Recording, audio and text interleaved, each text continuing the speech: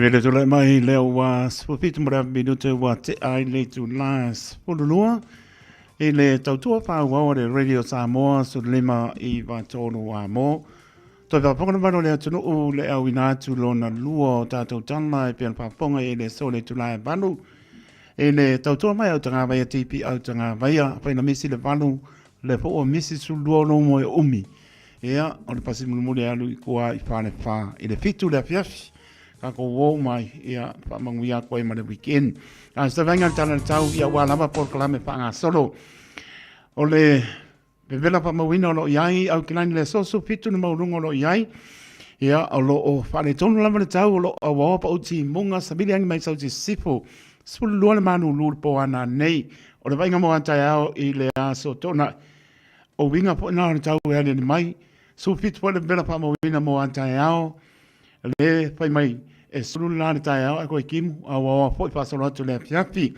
sulu lo manu lu le po ma va tu le sa ia le pai mai e mana ia le tau anga sau ka wa ngapi pai mai e timu le sa alo no winga ia pa pena lama e le o sil fior tanga so fu ngaru benga mana tua pa la lama tu langa o ma singi ia ma tu te muri ta ia ina ia ta tu te le o lo to sil fi ngaru benga mana lo ta tua ale pe mo la sa e sulu la ta to wo uma I tapo inga le to lo manu le piapi e se pulu lo no maulano o le nga sai fale tonu le tau le so nga sai fale le tala no atu iai I la to po ia sa I se a mai mona a wale sa pat ma ne tau o ata yao I le nga sai fale ho atu le sa so po so le o ala so lua ia o la mane se ti al manu o le tai tai yao ta pena me o se fia o ninga lo fa ona telefoni fe ave I mana ia fo na o ani pe tupu mai ia na ta pena ia po tuanga le water safety ni sila maritime ni sila tanga venga le si a por fitu ta ona lanso tai I au kirani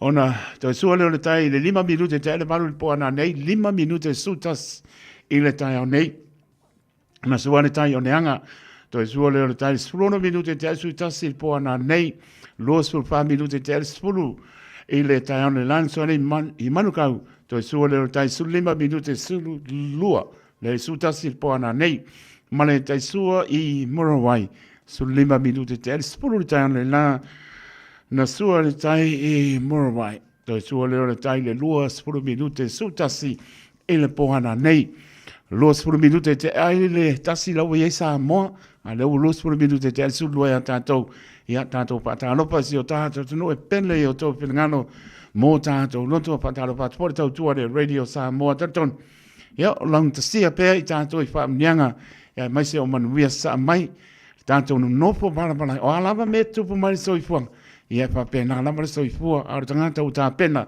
e mtato fe sili le nga pa ia o so so ni sili na tato ala pe mai la ma na ia tau si o tato no luas pruiva de bela pa mo mai sa mo malona manu le fiafi lua su 5 manatua I lau tano tato lo ai tau manele atu tato au mau ia tunu mau ele o por silfea ele o awafo I o to filngalo lea filfilinga si o tato mano wanga ia ai pati e fia ia la po I le ni filfili mai tato ia e manui ai fo longa tato ia manui ai fo seisi pati tu lai mai tai si o tato mano e fa mai I le tua ia ma te tau I le tua ia ma no lofa I lo tato tunu o no tu o e pe o up north o lai pauti munga le mapa fa manu manu mai o lo awa o se ba inga na Waikato Rotorua Taupo ho mai taranaki manu tu ia o le pauta kasi o lai ai na fa manu manu le pa o se temu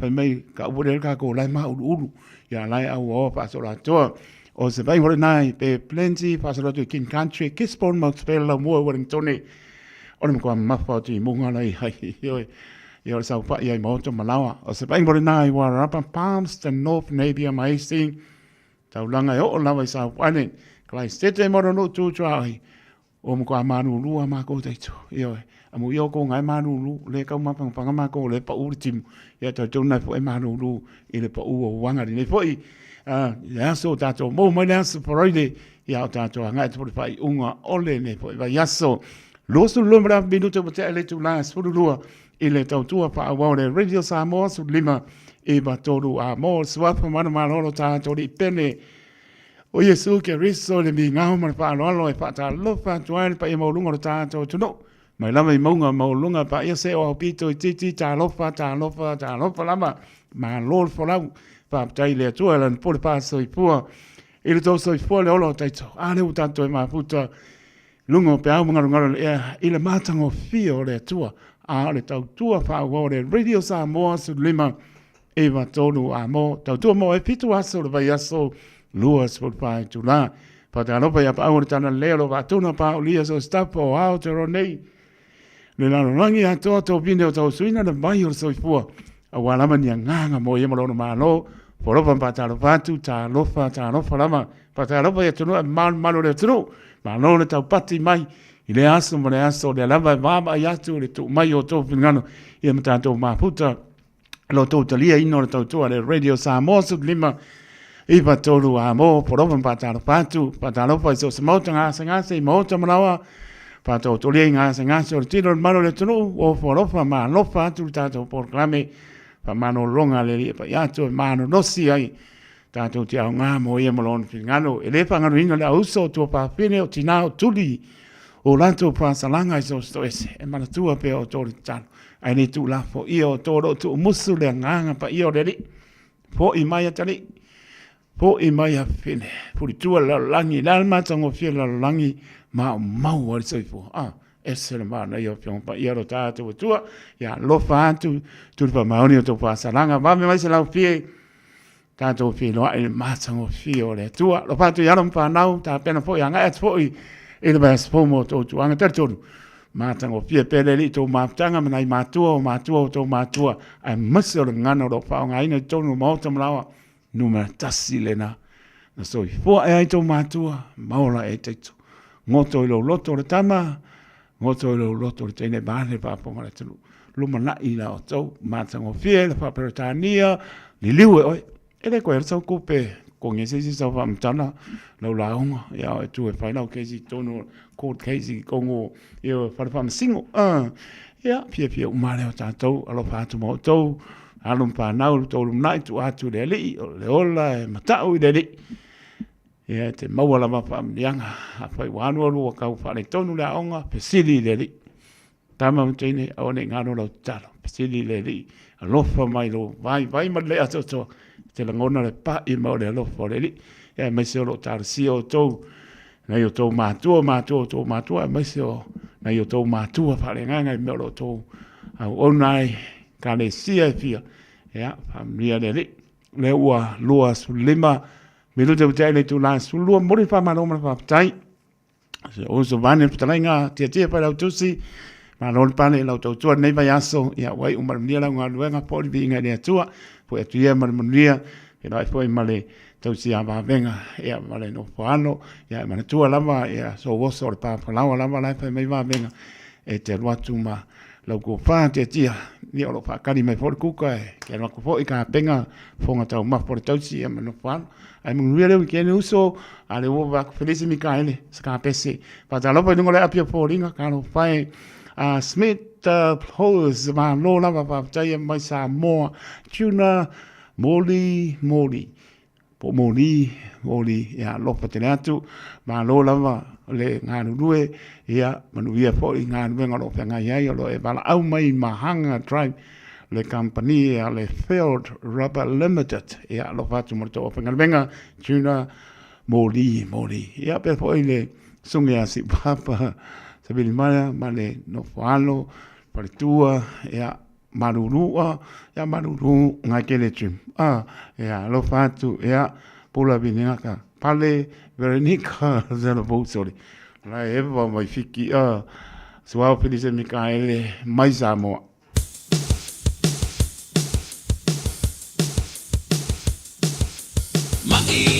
Maisamo.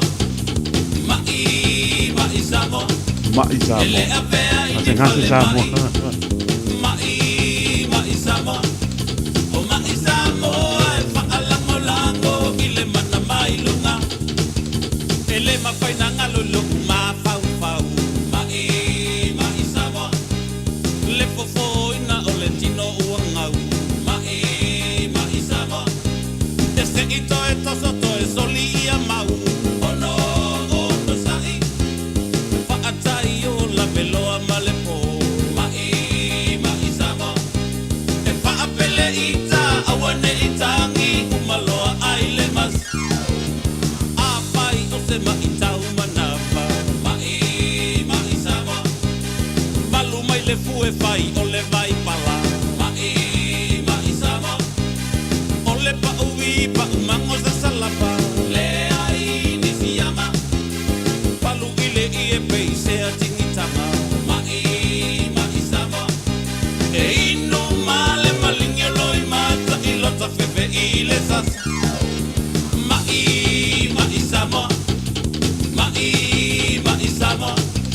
Ele avea ini vale mai, mai Samoa. O mai Samoa e whaalango lango i le mana mai lunga. O le mai sua ma le sila i langi, mai Samoa. Ele whaangase ina pe whaamoe, mai Samoa. E tui matalama i le levi whaamoe, ono sai. Whaapipi i loa i le a pulu, mai Samoa. Aua nei e toe anga i solo tansi i le tūlafon. Le mai ai tua sini le whaingata, mai Samoa. O ai le ai tu ua ulu i ina, mai Samoa. E le ai tu le mawhau whau, sau i whawhau. Sau ne i whawholo ua i ngangau, mai Samoa. Talo lapa le ai tu i le amo e loa sau i whawhau. Mai Samoa, mai Samoa. E le avea i ni whale mai Samoa. O mai Samoa e whaalango lango i le mana mai lunga. Mai Samoa, mai Samoa. E le avea i ni whale mai Samoa. O mai Samoa e whaalango lango i le mana mai lunga. Ua na o le Radio Samoa se furulima iwa toru a mo e tautuaina o e ilangu ngana fitu aso le vai aso.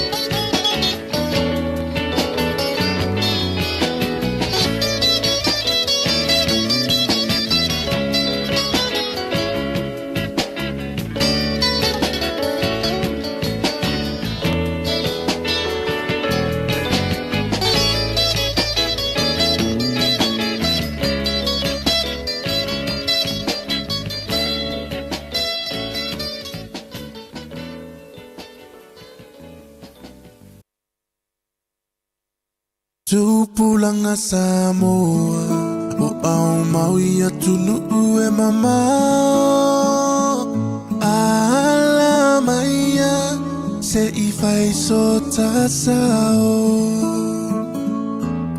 e tu manu ai le tu longo longo no tao lana tupu tupu a e tau fono fono Lauanga I whanua Ua tiua I ta ua Paalo alo Alofa I nai matua Tala le toe a ina So le alo malu whaiva Tau tuana Lonu maaina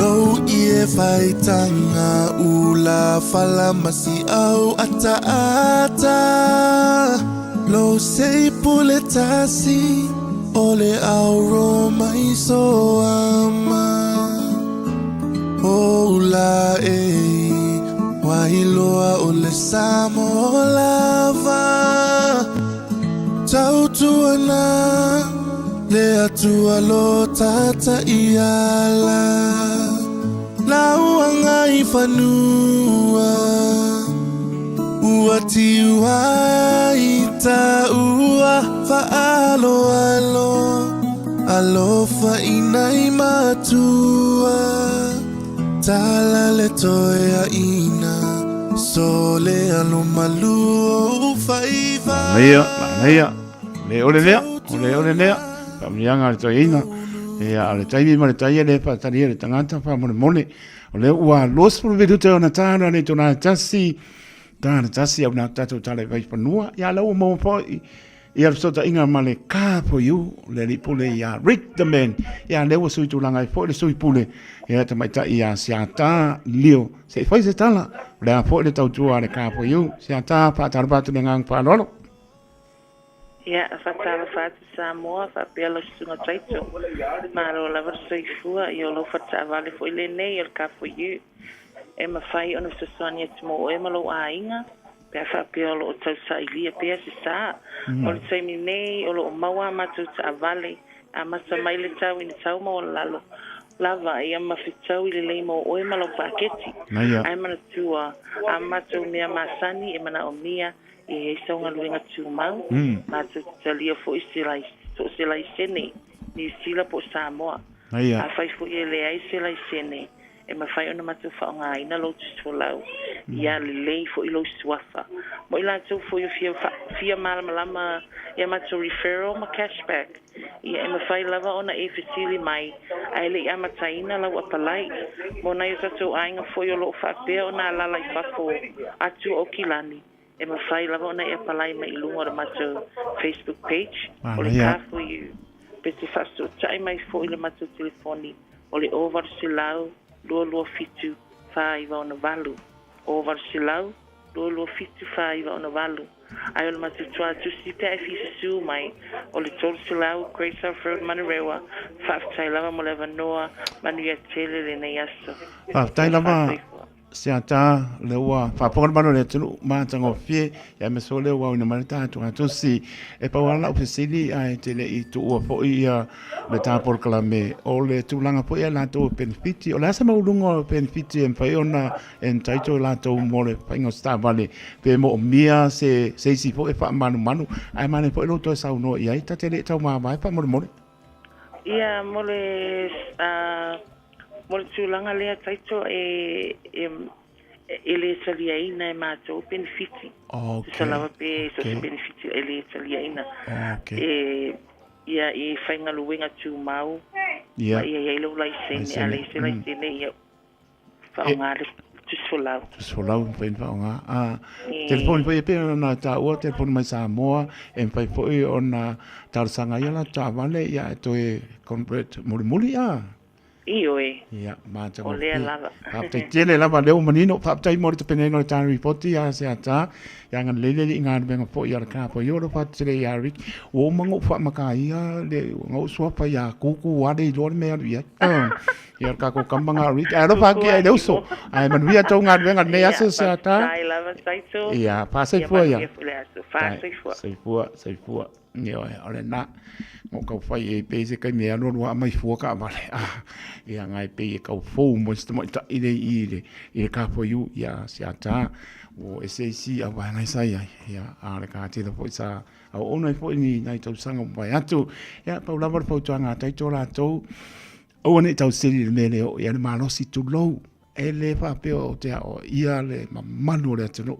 O e whaia ma maturu tu o lalo a tau wana ele lei ale ai whata pe ia ua o tai ale tu o lalo a wane tau sili se mea po ele o e tau mwhai ai ina ia mole pa ainga o tangata a ele o ngatasi le putia ma le umele i tu tono o lo mota mo tātou uma mako fo e mo mama ki le kongo le mako fale po e kakau nga whai le kulanga le pe ko e mesis kaman au ne e sisi lanku wa pe e kolu ia ka male la po ale a ingana ne ia nga kau siri le ia ai le o fe tau i matu langa lo ia pe o ina le tau di lifa iai ia so soani atu iai ia alai a whaina mo o le lei ia le tongi ai tā lafu o lo pa lengi mea uma e leise mea o tau ia uma nei vole sui o tā vale anu wadu by step wa a step mo ai la ke la sa o le fa ai misi kasi lua koru fa ia longo vinga ke den whaingai koe mei mai naro ke den whaingai koe la mai pea misi lo le skepu lunga e le mea ngai misi ai toi tanga i mua ai kongu lau pa kiki po o kei mea uma ia ngā koa e manatu ana lea sui lo sa ai a whaila wa tūlanga lo tama whaia. Ia, wa tātua leo whaingo fia, whai o inea a Samoa, ia mea lo whapena poi, tang sa mai poi o lo halopa ia. Ia me se po o lo pia, ngai tātou me whane lotu, e le ngā tia, le nā tūlanga lo tātou tautua lotu tono e kāne sia. Ia, ole se leni lava e tua ia i o tō ao mo mātou lima. Ia, me se o me tonu o whanatonga, tonu o fio anga manu o lo pai. Ia o se lengi lava e kau ka i tātou mananganga whanolo. Ia whai lava o kei wa kaunga sui, whai o iaisinga maunga le maunga le maunga le karaku i le rangitoto. O kau wae. Ia o la ua atu o lalo. Pangalo koe te pai tonu mauta se i kau ki lia mai la kiki. Ia ta anga i lo le sui lo sa. Ai a whai ati pi anga i o le talano mai a si ata lio. Ia nga i le Tolsalao Great South Road i Manureua le kā po iu sunga Richterman talano e tulanga uma ma lau le over se lau lulo fitu whaiva no vanu e maua le leila ma ia le tautua le sunga ia Rick le kā po iu. Whaptai tele a si papa sa mi mana mara ainga whaptai whapena po ia Niko le wea mara ainga mahalora man maputa mai kano whae i Sarah Utah mara ainga whaptai tele lava mora whaanga i Sarah Utah mara ainga lo whaatu mara mi hore weekend le lua ame sa tupola mara ainga whaptai tele a mahalora maputa mai pula binaka lo whaku fo i fiki le wha mai ia Pale Veronica Salavo mai. I love the Samoan songs. Ia papai pula. Alofa te mo to uma po inai o tātou tangata o maputa mai fiti. Tami tula mai su tolu minuta na tāna o le tula tasi, tāna tasi. Au nā tātou tāna vai whanua whanga solo tātou porklame se pa ia le tula wha. Ea, ai ma lola ma whaaputani mana le tanu. Ma lola ma le eva mai whaaputani taria ina lama o le tautua ale Radio Samoa su lima iwa tolu amo.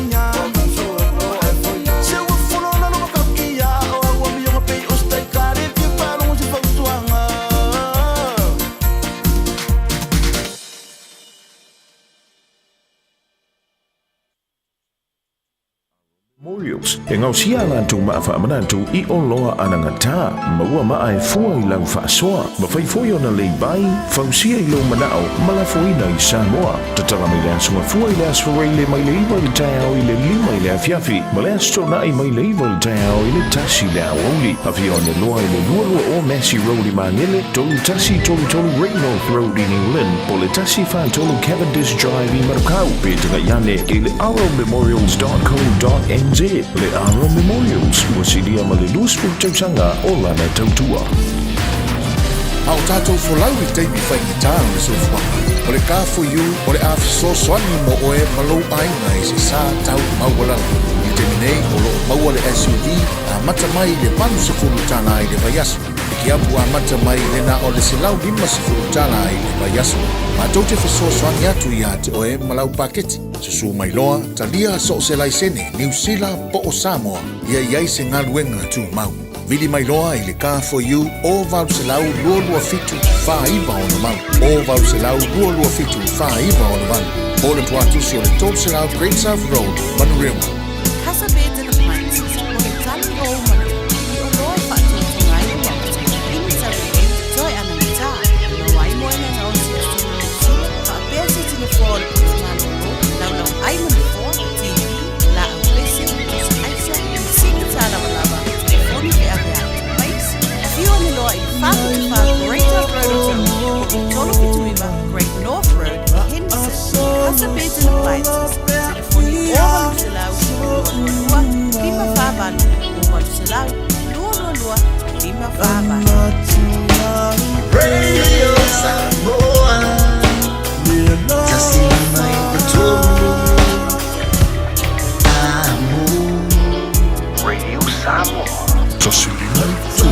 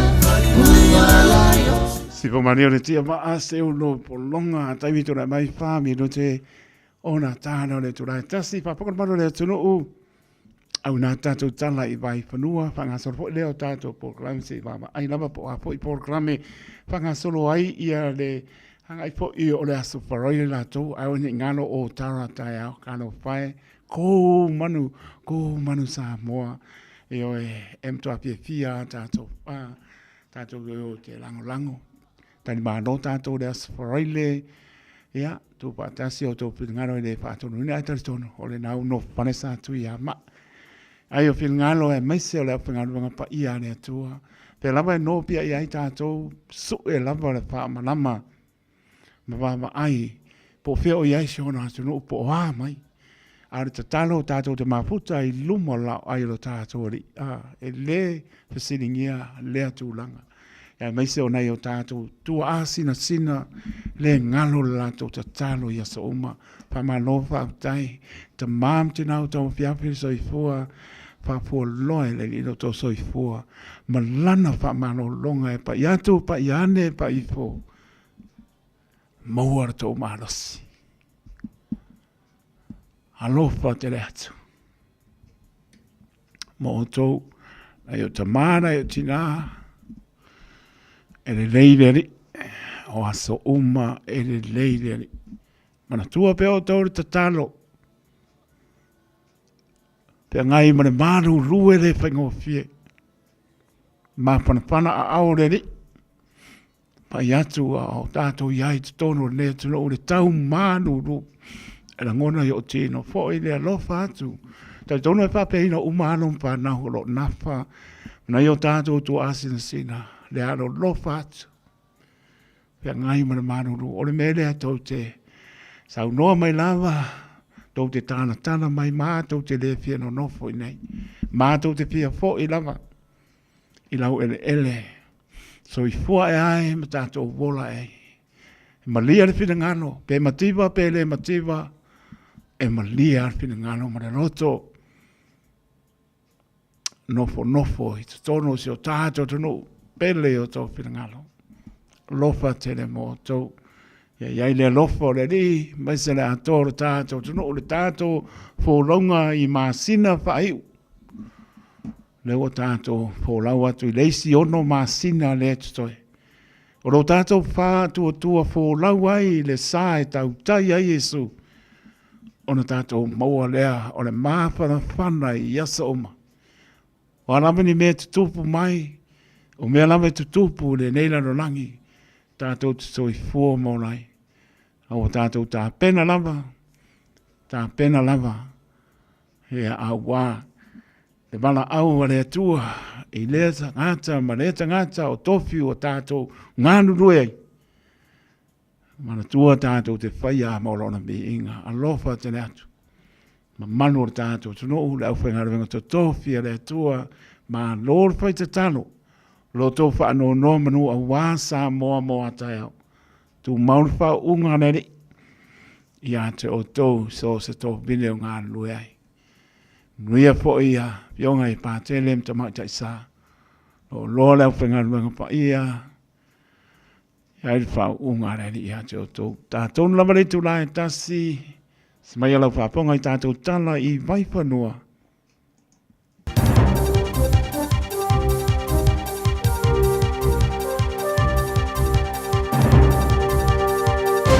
In this update, the Wellington Mayor is accusing the man vying to replace her of being creepy and gross. Current councillor Ray Chung sent an email to 3 colleagues in early 2023 criticising Tori Whānau for her purported sexual activity. The email subject line read, "A sordid night on the town." It's made its way to Whānau, who provided it to our newsroom. It's an example of Councillor Chung creating a pretty malicious and sexist false rumour. That's unacceptable. Chung concedes it was gossip and thought his fellow councillors would find it interesting. Many Kiwis are studying or training in skills that aren't needed in the job market. That's the warning from Business NZ as the government reviews New Zealand's vocational education system. With more, business reporter Michael Sergel. The lobby group says graduates are being held back from gaining employment because they've trained in the wrong area. It wants a focus on better skilled graduates who are more likely to get jobs. Business NZ's calling for an industry-led vocation system with more focus on work-based training and relevant up-to-date skills. An Auckland man's been convicted for a second time for distributing and possessing child exploitation material. Claudia O'Neill reports. 44-year-old Mark Wayne Price has been sentenced to 30 months in prison after facing 41 charges in the Papakura District Court yesterday. Investigators had uncovered almost 16,000 images and videos depicting sexual abuse content of infant and young child victims on multiple devices.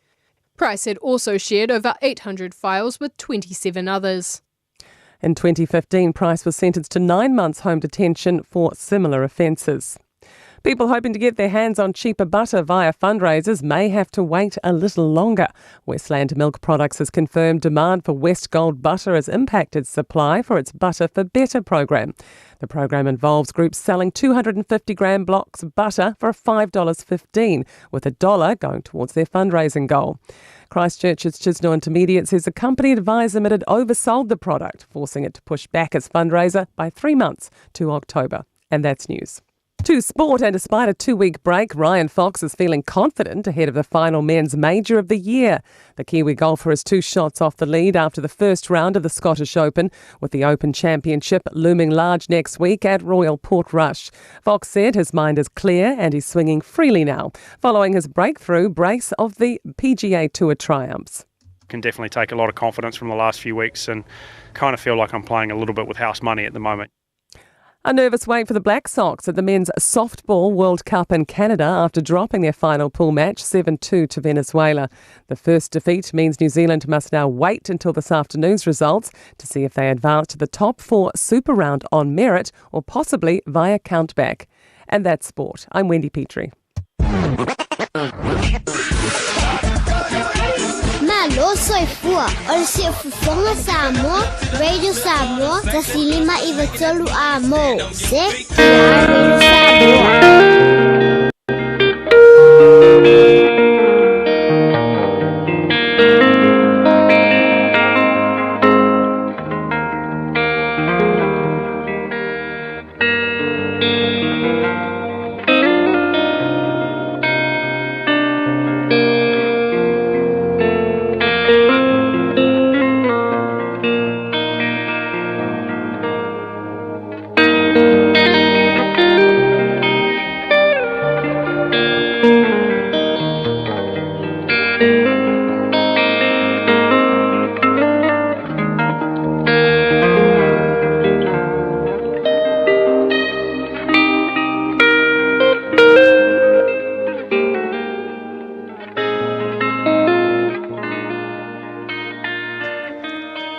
Lui tau mō le aso. O mata, o sulu o le tino. Eyes are the lamp of the body. Mateo, mata upo e ono, o le foi upo e luas fulu ma le lua, ma le foi upo e luas fulu ma le tolu. O le mōli o le tino, o mata ia. Pe a fai e le lei o mata, e mālama umai lo tino. Ai a fai e le anga o mata, e pō uli umai lo tino. O le nei, a fai e pō uli le mālama ua i totonu i ate oe. O na matua tele ai lea o le pō uli. O le mata upo e ono. O le tusi a mata io. O stasi leo vaenga o le launga Yesu i lunga o le maunga. Mana tua foi. O le launga lava ia a Yesu i lunga o le maunga e whaatatau i le malo le atua. A oana a onga ia e whaamatala i tangata. O lo whaamatala le tu a inga o langa mo o mia. E tatau o na ola ai le tangata whaatuatua. Ua ola i totonu o le malo o le atua. Whai mai Yesu, o mōli o le tino o mata. A le lei au mōli o mata. Malama lo tino. Ai a le lei lau vaai. Le lei o mata. O na pōngi sā lea o lo tino. O se tala whaatusa Yesu pe se tamai whaata oto. Whaamatala ina ai e Yesu o mata o le tangata. E whaatusa i le loto. O lona winga. O le whetala Yesu a le leito tonu o lou loto. O na e malama lea i le malama wha lea tua. Ai a le leito tonu o lou loto. E te pongi sā, i se pongi sā wha lea tua. O lea le winga o lea mea. Fetalai manino Yesu. E tā ua le loto o le tangata. O le mō li lea wha lea nganga lea tua e susulu. E malama ai lau vaai, malama ai lau mafaufau, malama ai lau tino, malama me te whaia. Pe a le lei, to tonu o lou loto. Ai a whaie le anga to tonu o lou loto. E pepe la mōri te nofo maoe. E le o ola au mōri whaale anganga. Ua pēlau ele tise. Ua le ola au mōri whaale atua. O lona uinga. A le anga le loto. O na pō uri lea o lou tino atoa. Ua vava o le lalolangi nei aso. Ua vava o atunu. Ua vava o whainga malo. Ua vava o nuu malala whanga. Ua vava o le matanga luenga, ma fale whainga luenga. Ua vava o e kalesia. Ma fua isea. Ua pē le pawa whale anganga le tu. Ua le ola le mōli whaale atua i to tonu o lou loto. Ua tele ina pō di uli whainga malo. Tele ina pō di uli whainga nuu. Ua tele ina pō di uli e kālesia. Ma fua isea. A le ola i le loto wha maualunga. A le e ola i le ola taui masui. A le e ola i le ola fia pule. A le e ola i le ola mana o tele. A le e ola i le olanga whaalo loto. O pōngi sāna le tautala i a Yesu. Ai ala pe a e loto whaamangalo. Wa ola mōri whaale atua. Ai a pe a e ola loto alofa. Wa ola mōri ale atua. Ai a pe a e ola loto maulalo. Ai a pe a e angarelei. Ai a pe a e tautua whaamaoni. Ai a pe a e mauale onosai. Ua ola mōri ale atua i to tonu o lo tātou ola.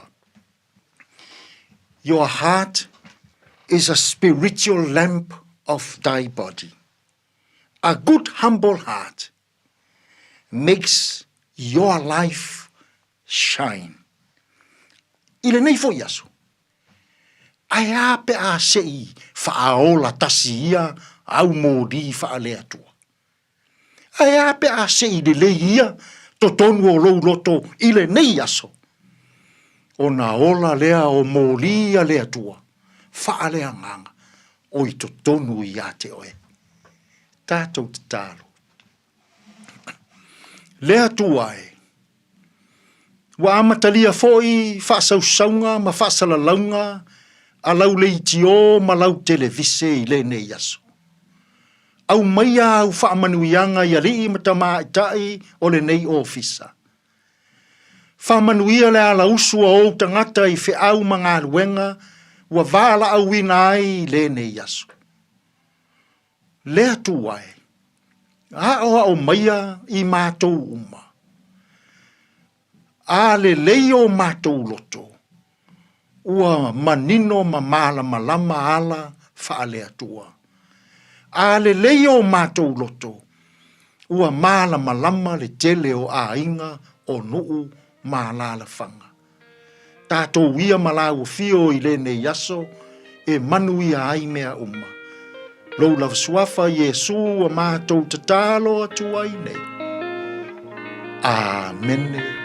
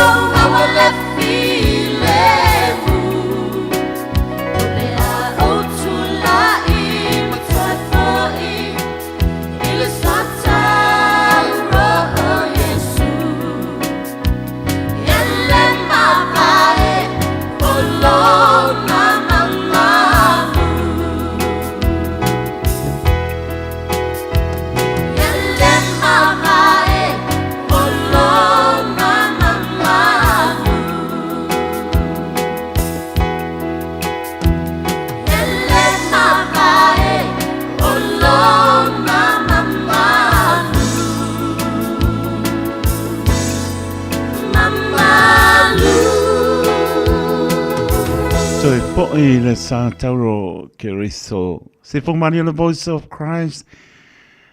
Pe ona fa fonga yai fa mai atuai le tato por kame lui tau.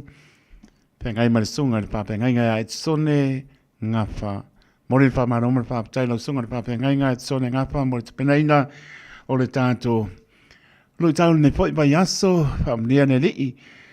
E mo pele mano si tino si le nganga ma le pretua ka le sio nga lui ai ya one for ai no tana le so ke riso ma no mo ne va yaso mo ni lo so for na va yaso ya so for mi mano tato no taritono spa pongo tato por cambio lui tau so vitu mi luto va tele tuna ta si tau tu ale radio Samoa so lima e ba tolo amo na tolo man wi mano tato no e wala man lolo wa le tau i ti munga ia te tono lo ia fi le mo le i to mo to lawa ia me se ona fa mano longa tau si mai ia i tato pe lava talo lo ia el mano le tono i le aso mo le aso i le uru papo ma le uru fane te tono e oli tia me uma i le fantasi mai ona tato tua to fa talo fa to i taito la to tato tono i au te ro nei au kilani mono tutu a oio atu no e mamao pe lava ma puta mai ai mai e pa pong mai lo fa tau wa e tau tu atu ai le radio Samoa ta lofa lava ma lor fo lau i ia nei lo mo pe tato fo longa ma nei i asa uma e lava a e monga i po i vanu ia le lofa le i le fsiningia lo tau si mai ma leo ia i tato ia so umalo to so fua mo tato vola ma lo ngan lue pe la ngan lue ai ia fam nia ni si tu to am ngan venga po ia tu man nia au fa ngai no telefoni ta ona lo le mo le pasia moli tanga i mana malama i fa ai lo lungo le wana e ia se si lungo tu la fono ia pa la vai tele au tu pe ia ona na e ai le la male au si la mo le file mo e mam ai le mantango fio le li tatou te whanango lango iai ma whaa moe iai tatou so fo mola tatou te le ma whai a se mea alua ngata feta nga iai pe sili le li ya ma nor fo lang pa tai le atua tatou mo pe fam nianga ya meso so fo tolo el mano tatou no e o lama na ia tatou whanau e o lo pengai mano longa fo atu nava yaso fam nia neri patala batu ya le lua ame sa pola marainga papai Aaron Sila per to ya mepo male no falo ni nga benga Aaron Sila e a pe po ya pelo mena ulu e a mano lava kano fai pula lo fai lo mai mo mai piti ya papai ai ko ke mo mai kai ko fam mole pula binaka lo patu pale Veronica Salamo e a moto umala mai mo mai piti mina yo tato ainga papai tina ya leonga upu to muli papai tene nama tina manuia po oe male ainga nei ya manuia po longa manuia po le weekend ya papai lango mai ya me spoi tina matua ya la lau talinga ya la lau ta wasa pepe tuli lo maputa mai Hinden Avenue i Marabat papai lava o tō whaamnianga i manuia ari tau tua le radio Samoa e meso le tāpo i ngan maro le tātou no whaamnuia le lei. Nei whaata longa whapisi nisi tātou wanga ato poi e leo tō me mao. On tātou se ato e poi le a reto le ola pāsta la pā le kopa. Whai mea alofa i a inga mawo i Samoa e ala i whaatawina o se hotel tā lofa voucher. E mawhai ona whaongaina mo aso tā ua whailongaina. E pei o aso whanau, whai poiponga, pe whai malolonga mo tā whawhawai whai ungo vai aso. Whaatau e oi New Zealand nei, ai piki e lau a inga i Samoa. Tanga i ane i le pacific40.com/hotel. Ma whaatau nei loa. Pe wala au i le o lua tasi, o valu tolu tolu, lua lua lua tolu. O lua tasi, o valu tolu tolu, lua lua lua tolu. Talofa o au o leilani. Mātou tena rofo whaatasi malau to o lua, le maa whanau mana i o mātua. O te bala au i le Healthline pe a whaia langona le tino mai, e se tasi o i mātou. E le ai se totongi o le nei au o nanga, mai ma whai ona o tala no e se tausi mai mō fautuanga, tau soifua malonoina, ma whaamatalanga i mea te tau ona whai. O te bala au iai ai le tinga ina seisi o i mātou. E awa noi te mi uma, lua sul whai tu lao le aso, mo aso umo le vai aso. E maua fo i le fesosoani mo se whaamatala upu, pe a whai o e fia tala noa i lau lava ngangana, e lea i fo i se tutongi. Pala au loa le Healthline i le o valu se lau, ono tasi ono. Awane e misia le tui Samo Manhattan Mid-Year Dance e whai le stona i aso se fulmala iwa Julai. Amtalia le tulai fitu le fiafi. Na o le fastful lima tala i le tangata e te fiwa tau mawhama e tau sami le po atoa. O la whawhewhia i le tui Samo Band. Awane ngalo le tua tusi o le iwa fantasi a Dominion Road i Mount Roscoe. Whao ta i lola whale tui a Liz e le olua tasi o iwa tasi o fitu o valuvalu. Mo se laulau mo oe, maupa anga po si o ainga. Le tui Samo Manhattan Mid-Year Dance le astonai aso se fulu iwa Julai lua felua lima.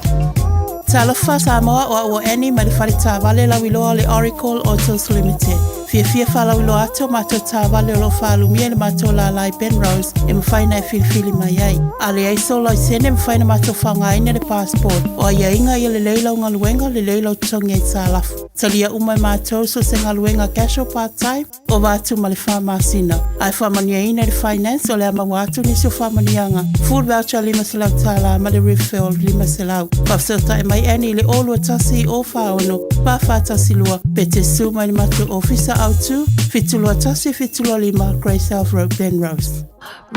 Radio Samoa. Taslima iwatolu amo.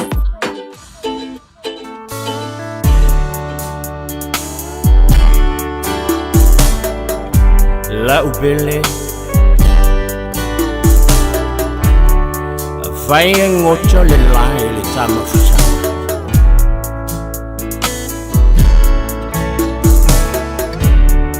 Oje jojo Se lili sama-sama yo bautafa E fai lea mabainga O lea lofa Afai ai mucho Lene yolana Ya eiloa Olo Manganga Uaruma ona fai Waja Uachala Oche chota selili sama Samayong tafa Afai la foyele taya I ame olela Nama chala lona funga Ua ulena Malesinga singa ma eia Te aia so uma E foi ma leo Ma oi a utofa Afai la foyele taya I ame olela Nama chala lona funga Ua ulena Singa ma eia Te aia so uma E foi ma leo Ma oi a utofa Vai lea ma Vai longa Se lo fa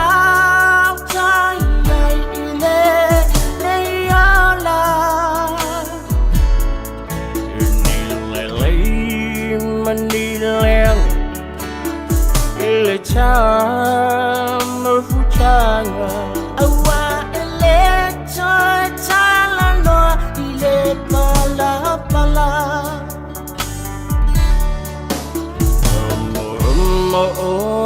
Ngana Lukne changa cha Waile lale Waile soy fuanga Chava aselu Chacha folau mai Tasilo cha alunga sa alungani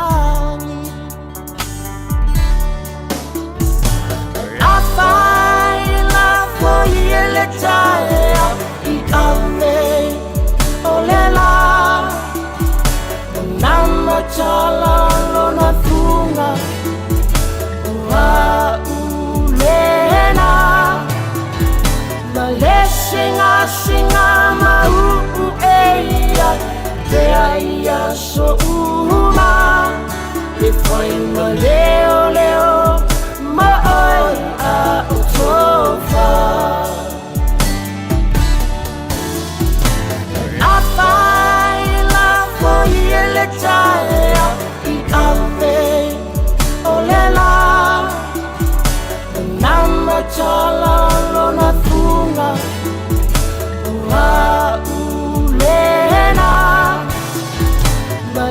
Singa singa ma eia te aia so uma e foi ma leo leo ma ai a utofa La upele vai en ocho le lai tamocha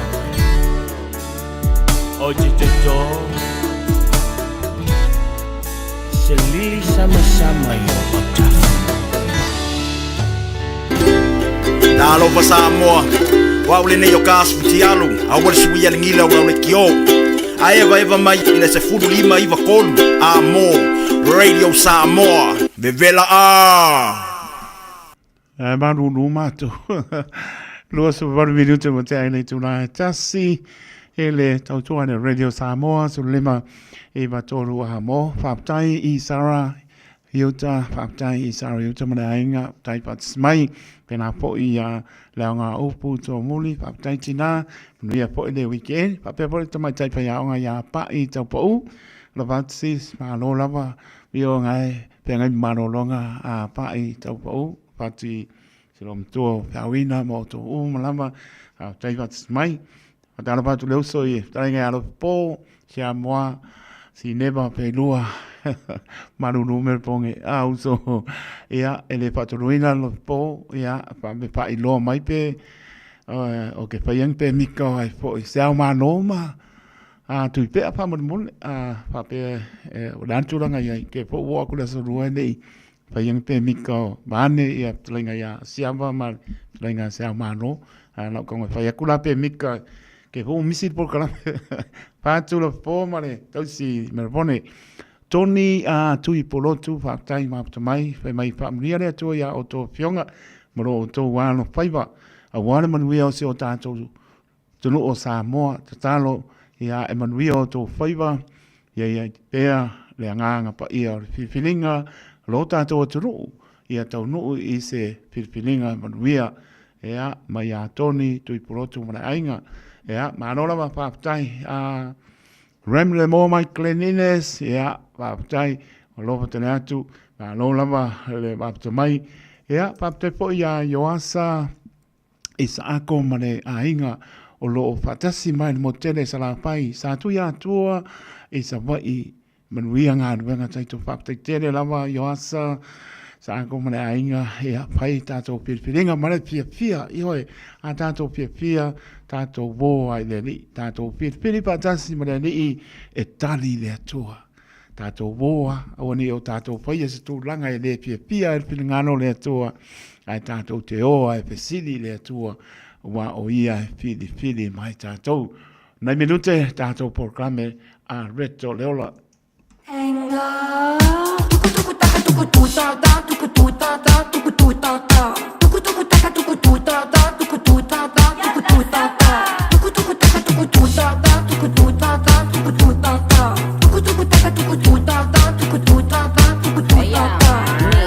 Soy Trini, everything the man have that a for me.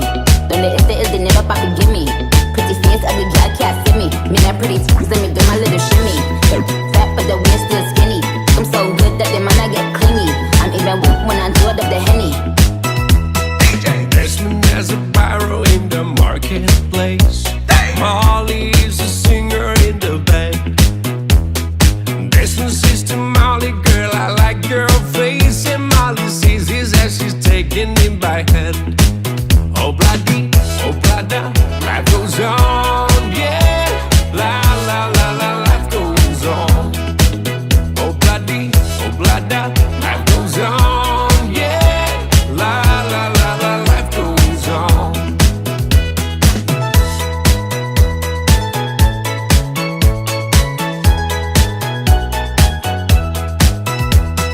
Desmond takes a trolley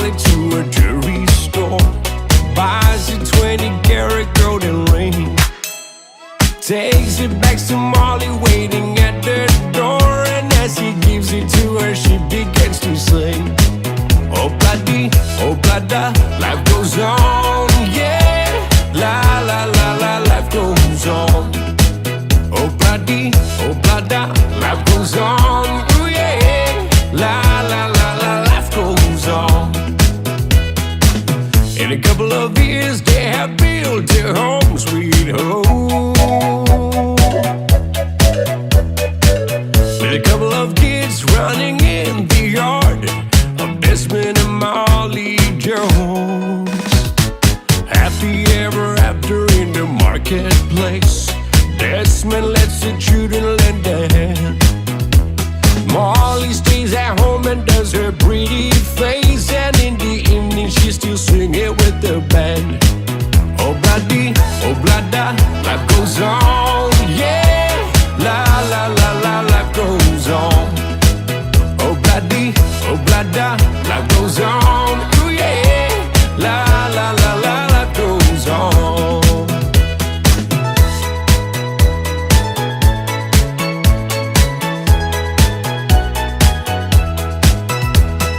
Desmond has a barrow in the marketplace.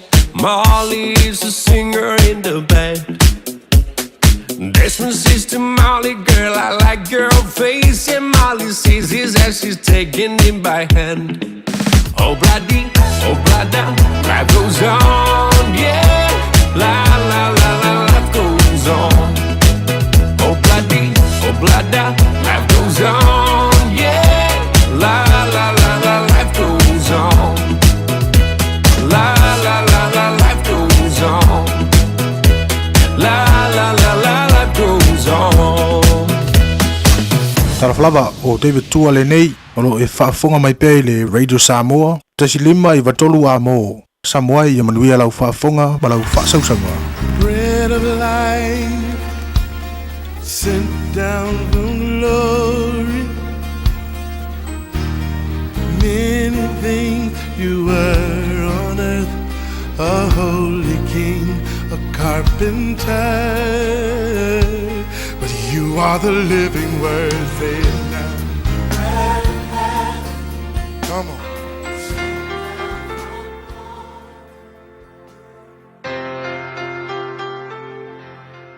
Alofa tātou atunuu, mai tātou Polkalambe, o le areto le ola le yaso, ma lo lava le soifua manuia. O le kolose mua le whai upes fulu ono I lona whai unga e whapea, na whaia e ia me umalava, na whaia foi mo ia. O le upu mo o le aso le nei, o le fesili e whapea, o le a le wha moe autu, o le olanga le nei.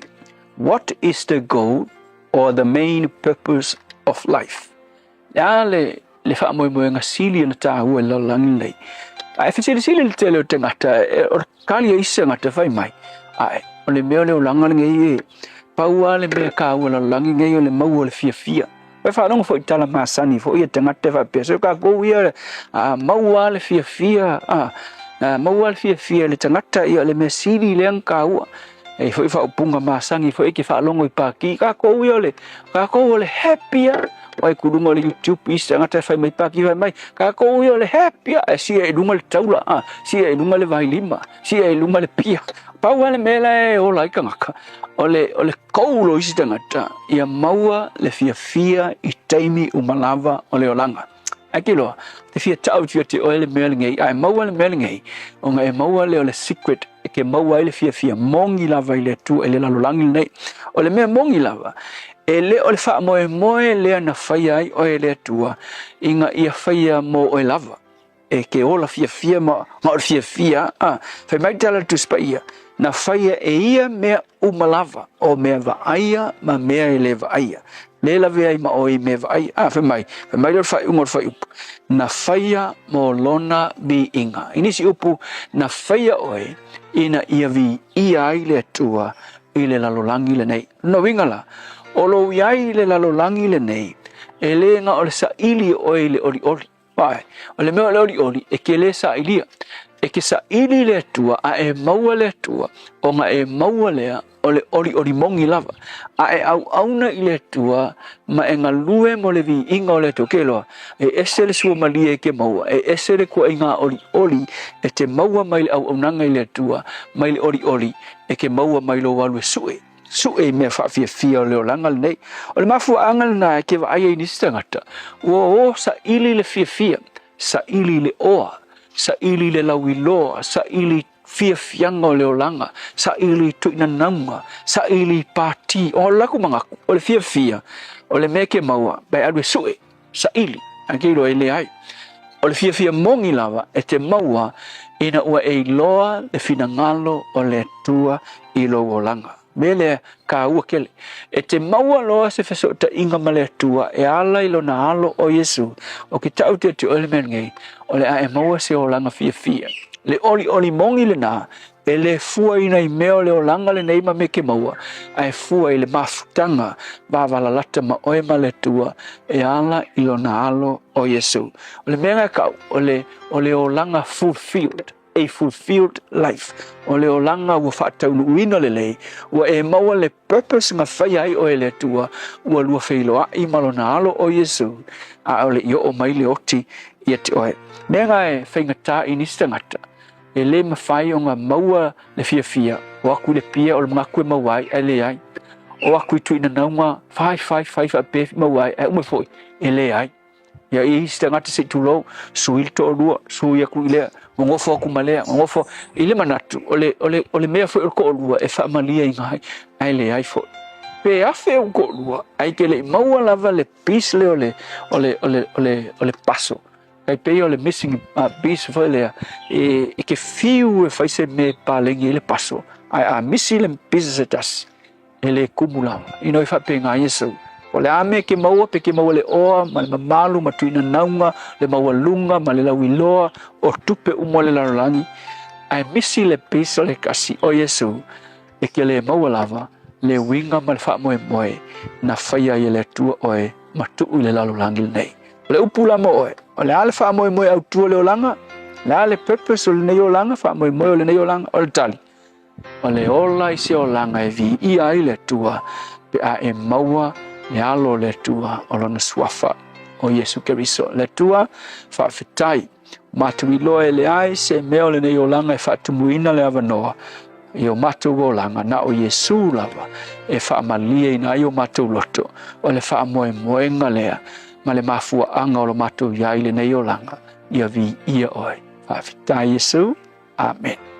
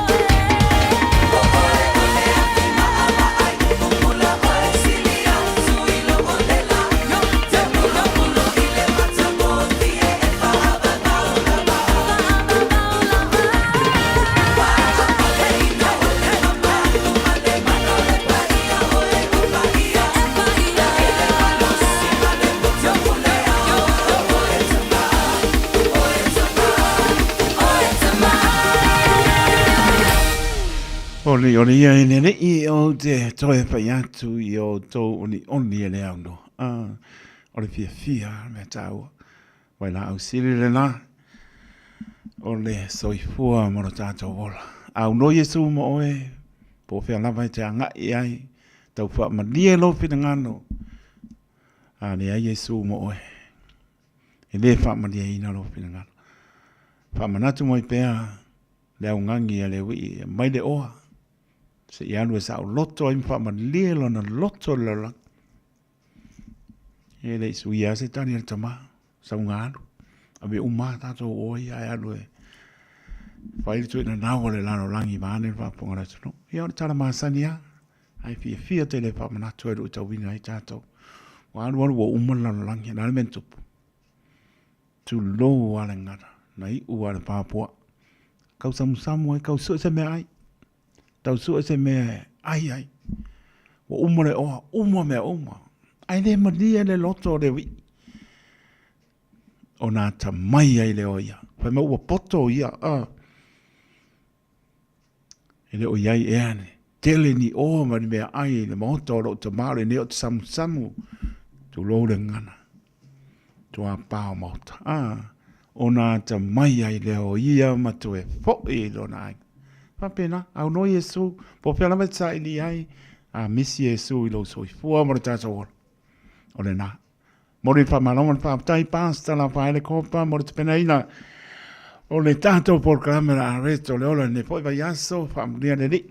Lua ngānu lua ere kane sia, ea tu mori whaunga le li, ia lua mori patua, whane o lua pa ia moro manu, ia mauni a nganga, mo ia malone malos, whaapongo le tātou porkrame le vai aso pou, pea tātou lia I le angare le mai o lo tātou atua. It's tough when roaming dogs don't get claimed by their owners. Often they're unregistered, so we have no way to reach them. He doesn't deserve it. He just wants to go home.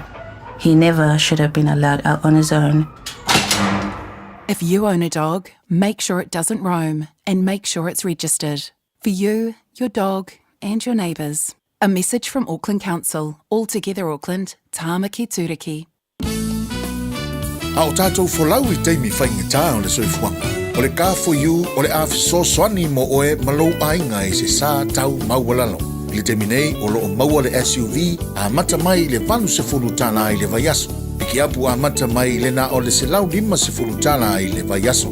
Ma tau te wheso soani atu I a te oe malau paketi. Susu mai loa, talia so se laisene, New Zealand po o Samoa, ia iai se ngaluenga tu mau. Vili mai loa I le ka for you o valu se lau lua fitu wha iwa o no malu. O valu se lau lua fitu wha iwa o no malu. Po le tuatusi o le tolu se lau Great South Road, Manurewa. Talofa Samoa, o Ateshna Ryan, o le Licensed Immigration Advisor mo le Auckland South Immigration Consultants. E visosoani mo so se tu ai ngā visa e malanga mai New Zealand po Australia. Telefoni mai nei loa I le o valu o tasi o no valu wha fitulua. Po le olua tasi o no valu fitulua tolu o. Oceania Career Academy, Sauni! Hei! Kako hoa, kaule kaua! He whai ama whai! Wāste lumaga I maguia!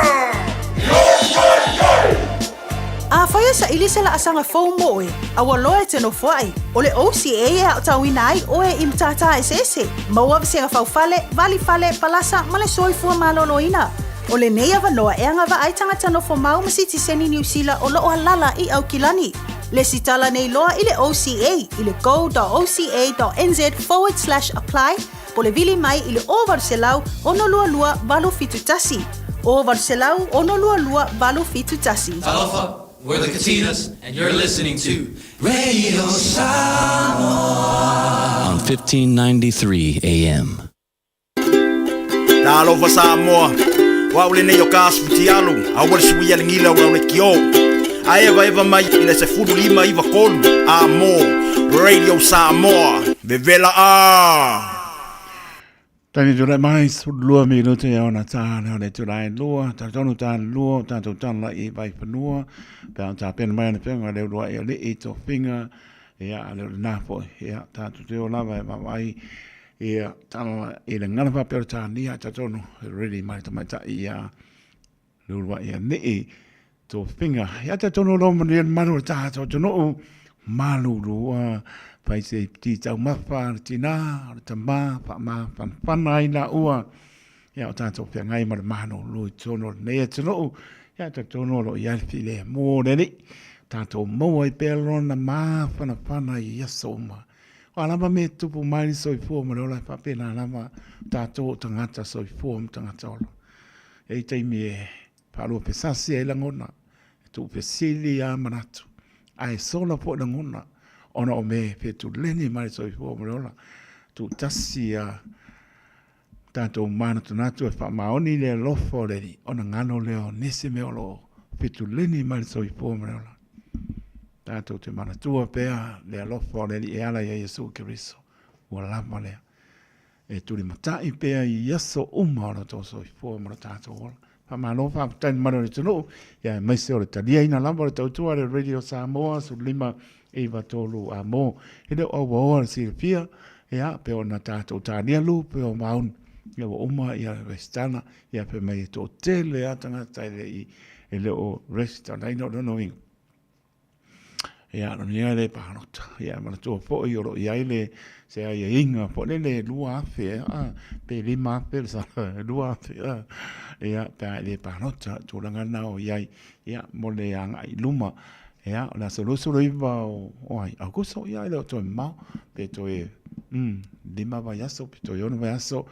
ya na pa to no ina le pe nga pe nga si o ta to ma lo tu ta si le la wa nga ngi ma nga fa no le fa to no ina pe la va ta to nga e si le lo fa ma fili mai ia ta to te le fili o ia fili mai ta to se ma lo ya lo fa se ma lo e ma ta u ya te ia e ma ta nga i pe fa mai pa bai le tu sa mo ta tia mai tu lo pa ia ma malu o tu pu mai tu lo toa ta o sai nga su o ta ya ta tia mai te sa fa i langi forang alo manino mata ngo fia pa mai ta so mai tau sa ili li toto tu lo le ngana sa ili ale toto tu tasi o samo na ne melo tu ane we lano ta to va inga ya le mele tu o le pa maoni po tanga tana fa ye le tu sa o pe mai o le pane ali o ana ngana benga na fai ina ia fai e ia pe ngana o le ni ina ia falling o le tu o le lofo fa maoni e o non sa e mar pa pale ai pe mai upu e le tu mau tangata pale ali o ngana benga le tu na vavio na sola ese maleido so le sel mangai amo mo le fa mo la nga ko mo ka ko le o ke la nga ko le fia pidi o ngor mele ya bo ola e ase nga ya ambel bi nga le tu a lo fa te le atu mano ta tu no mlau pilipilinga tu tasi le tu fa il fin nga no le tu a le ta tu mo le aso e mo moni ai so i fu la to ta tu no ya ma se la tu le na a tu un palo ta tu i papo le stala tu i papo o pa ato to e al tu langa ta tu te wia alo me e wia mai le i me o mala ma wia fa nga pilinga si o ta tu no e le fa tasi mai o ta tu e ma ta tu fia pe e vivi in fa manu i le lofo le tua yo asa isa ako muna inga pa aptai remble moa pera po ia e mai tai pa nga pa i ta pa upa aptai mo pa nga si o tatina pa winga lo pa tene atu ia e zo le pese inga kai po seta pesha moa ia ma lo la pa aptai monile ia ma na ile menga po i sunga ia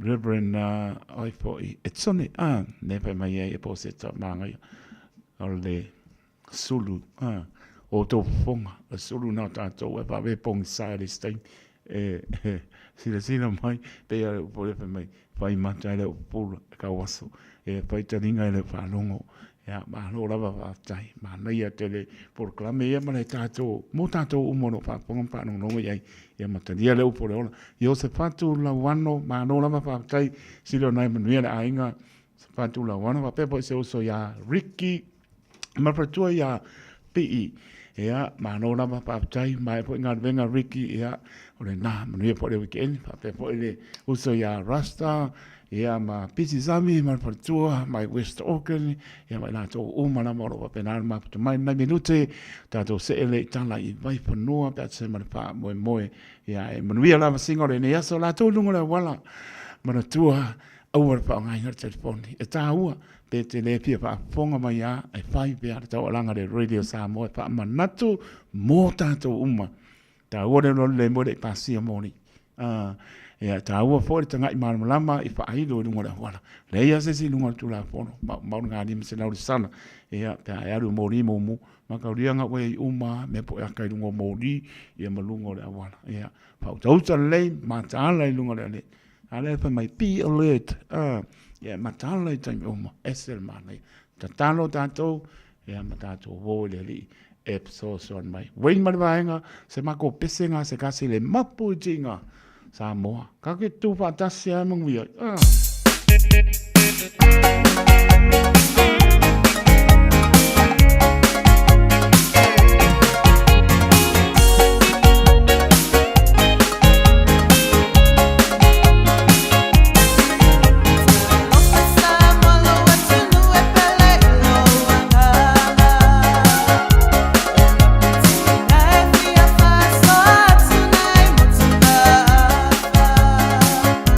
Wale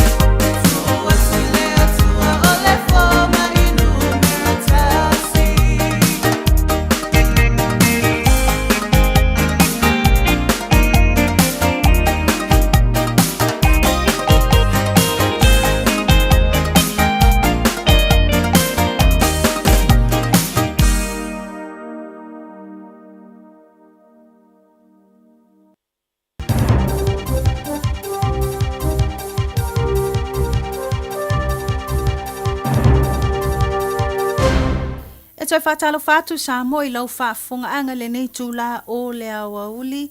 Alo maia o se whaupopunga le nei o tātou tala fau mai lau Radio Samoa.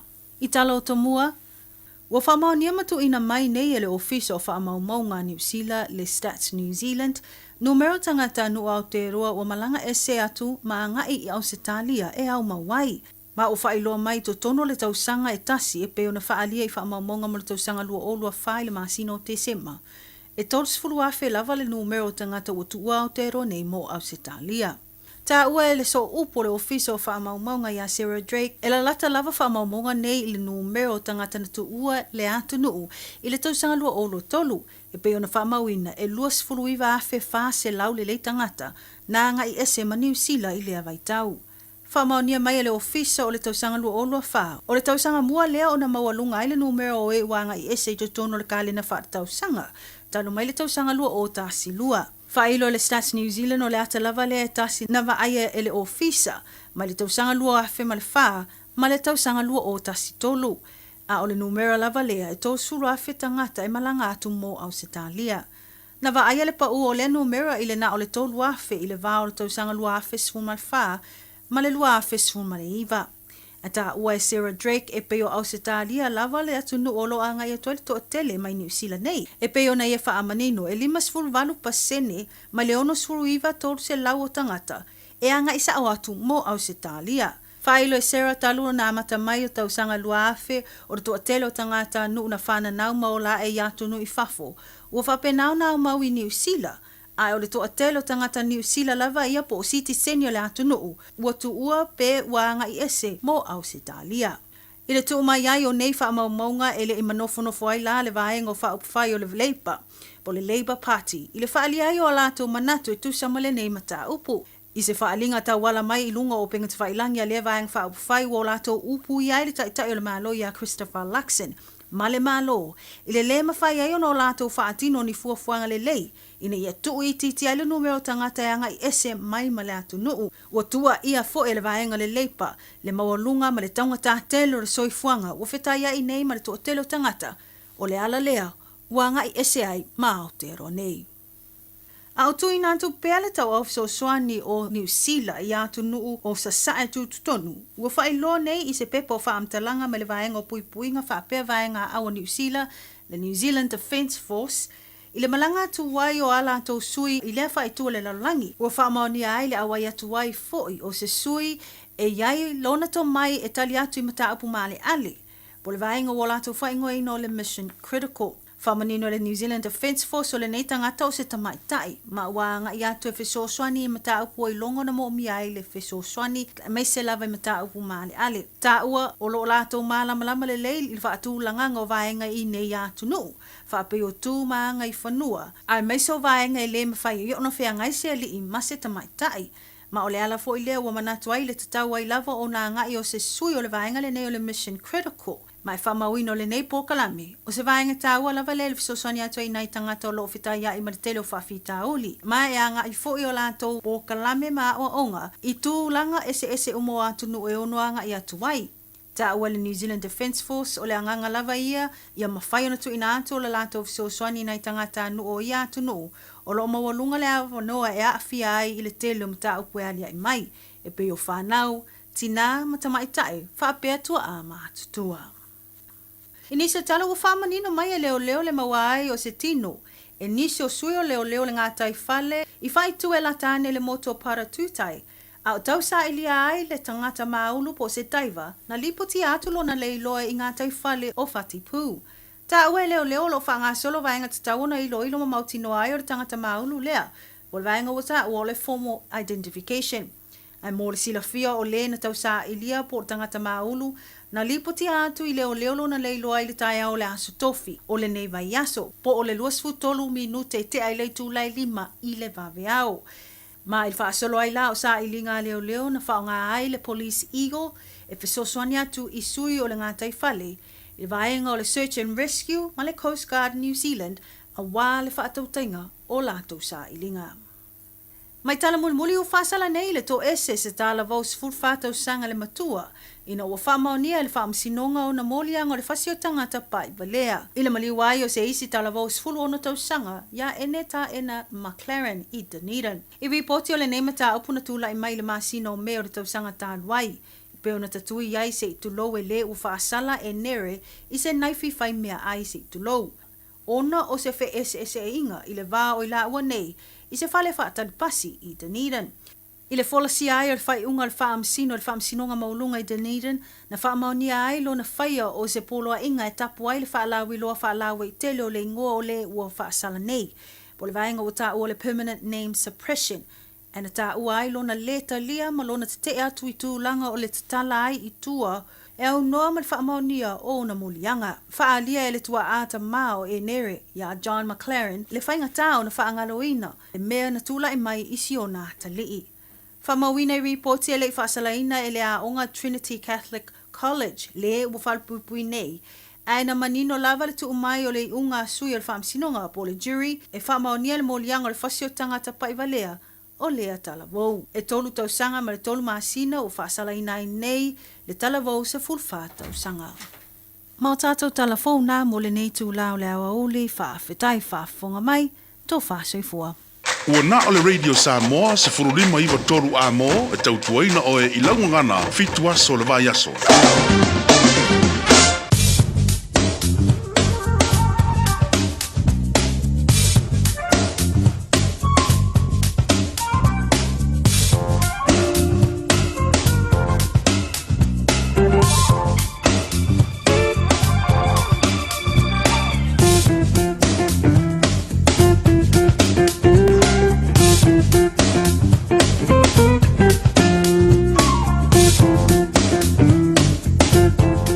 Te vele tole mai fitu mi rute po te ane tu lai lua fa ponga mano ta to tonu e le tau tu tu mai ta ia le lua ia le to finga ia mo te penani o ta tala I vai panua I lau lava ngana mo le tau fa mano mo fa tai lo lua ia ni ma lo ta pena le fa ponga mano ta to tonu hasta venga tala tau ia wala lo po kana manga solo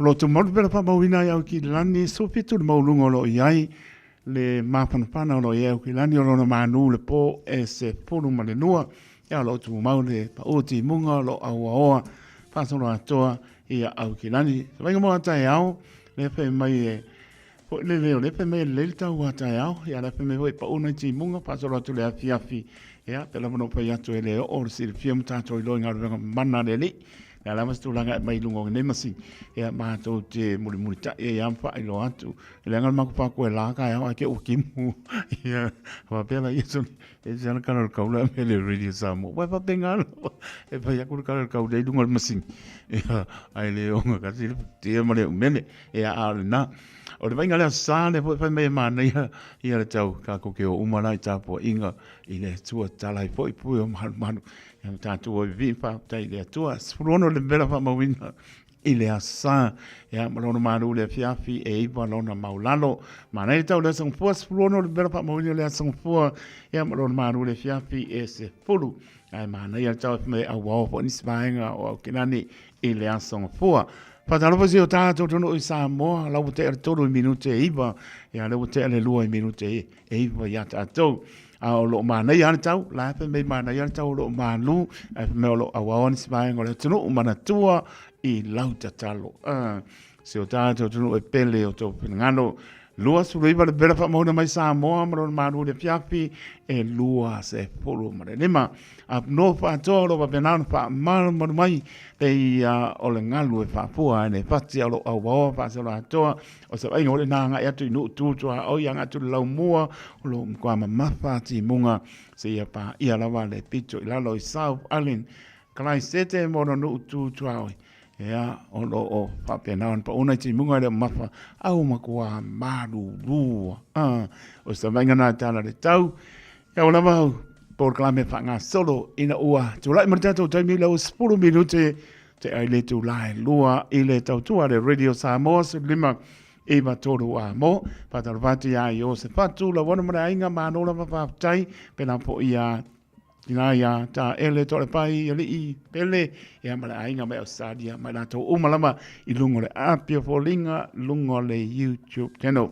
O le ngalo malo si o tātou tunu o pongi pa mo man Samoa na I tara la so ataiao ia mai pa tarofa po iai e le au ta alo ia tonu po ia me po le pinga le malu pisi tu si pisi ia mala to po peno ia manuia pa mo nga ia tu I le na po vai aso na spraile vai spo tani malo ai tātou na spraile ia o le a tātou ta ngopi lo e makua whai ia skokirangi lenga whai ingai ia le All Blacks Māori. Te ka ngisi ia le All Blacks Māori. Ia le la kako hale pane le leia e le manu Samoa ia skokirangi le aspraile ua mua. Pe a tātou lia I le alofa malanga le lo tātou tua. Ia lo wha moe moe I o taro le aso ataiao. Malanga anga wha alolo. Pa tarapatu ia Robert Peterson. Robert Peterson mala ainga whaatai maharo na maputa mai ia mlispo ia misi atu le suafa ia whamangaro mai a lopa te le atu mo o tou. Tabitu na mai lewa sputasi menute wate aile tu lai lua tau tua le Radio Samoa su 5 I batolu a mo. O le nea manoa e Belo whatau wae whai mafonga tau mori moli o rupe whaanele malamo le whioanga o sa tui mori flufi ia mai spo o tupu mai o te maanii ia ma le au fuelo loa si o mato nu o sa tui mori flufi whaptai lau sungari au au a pinelu tanu vasa mari patui a aurita leo o tau nu mai ia mori moli atu mato lo whaanga ma whaamanui atu si o mato tamato ina whaatonu ia taise i o apo mari patua e paka sai sa tui mas fluffy e al pa moe moe e au tofi ai o ele atua vema to ina fa tonu e le tanga venga pulenga ai ngartai ya sanga yane ai o tai to ifo manu le lua tofi o bana uvinai ya mo perto fa pa ne tua wa tonu le vai tele tai misui ai foi fono to ina le lau a fono le auto ina fa dia le I manua ai moriato ma to lo fa anga tele lava o ma to lo o au mau ya tonu mau la sunga to ina fa tonu tai se yo apo ma le fa tua e mesi o ta tonu pele o sa tui mo filofi ya manuia le lua tu la e mai le tofi fa tonu ya ya file mo le Maua le lua maa losi le tino sili le anganga. E pese ina le kako tato fia anga le pese mo moli ato I mato ro fa anga manuia le lua tofi.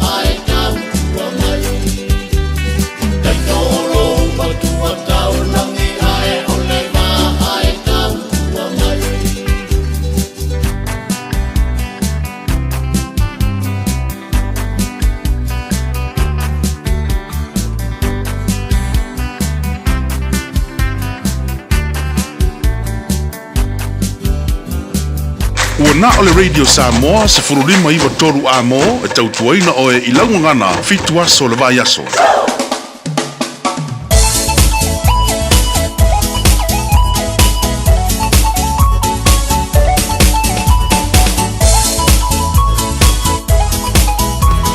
Massive home sale VIP safe.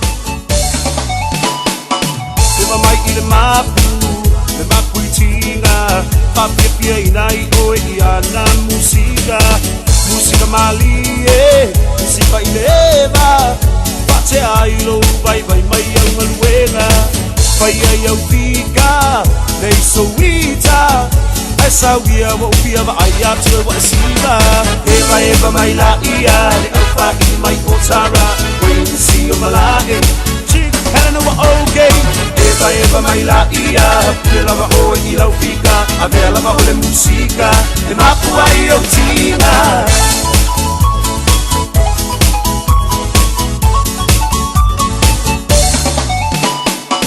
Nai au faanga Ie vai vanga E momoli atu le nei Pisa nai o lo faanga Le ngata i au te roa Pa pele lau rangi atoa Mo o ngai pia tau tua mo o le Samoa E ala i le taleni o le musika E sauia sei e pa pia mai a ita Eva mai la ia le alfa i mai potara When you see o malae Helena wa okay Eva mai la ia Pia lava o i lau fika A vea lava o le musika Le mapu ai o tina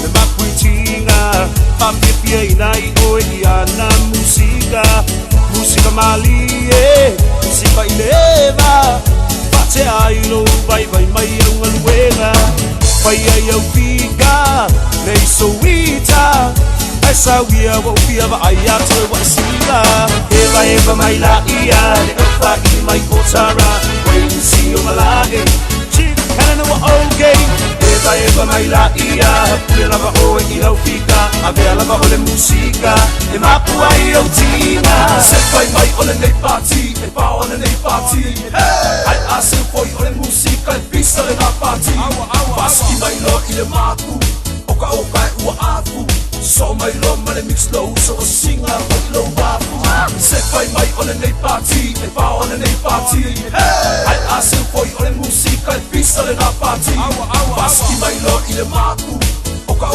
ua afu So mai lo ma le mix low So o singa o i lo wafu Eva mai la ia Le alfa i mai potara When you see o malae Helena wa okay Eva mai la ia Pela va o i lau fika A vea lava o le musika Le mapu ai o tina Eva mai la ia Le alfa i mai potara When you see o malae Helena wa okay Eva mai la ia Pela va o i lau fika A vea lava o le musika Le mapu ai o tina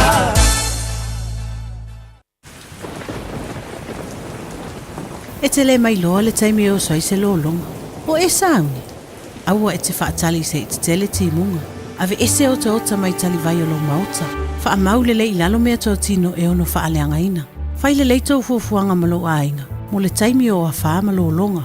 Oni nei minute lava e te pena ai i le taimi le nei. E ao ngā mo le taimi e tupu ai le wha lavi. Wha mua le saunga le mua o e malo ainga. A wā wha lavi wha le natura. Tanga i ane le aucklandemergency.gov.nz/floods. Mo nisi whamtalanga.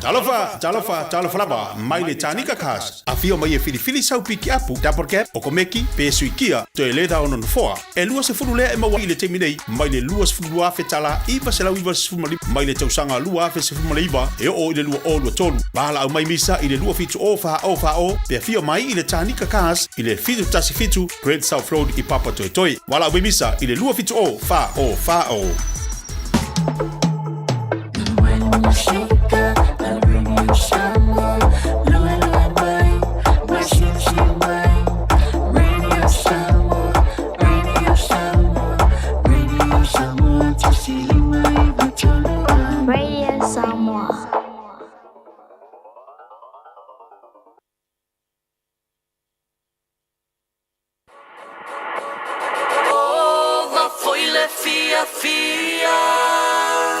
shit. Charlie man, I say Polo, what's up? O sei che ho my brother, kako we on fa di della. So, fa, na make la mai lau kama manga ya, tawi ali ai masikumbe ile kama alufua iko kongu kanu waile alufa ile kumpe ai ole mafukanga ba ilo iko kongu vale alole sasa awa ingo mele nguko ole tawa musi wa kuyai ai fia ula vale fai mai oyele ai osipanga Nena eba waselo wangalenga Ukako uleba eko efa sieleba Efe me police la esoli ele mala Lunga, lunga, lunga Batsi mai olima Be afai wa e fia fia Be afai wa e fia fia Oh, ma foi le fia fia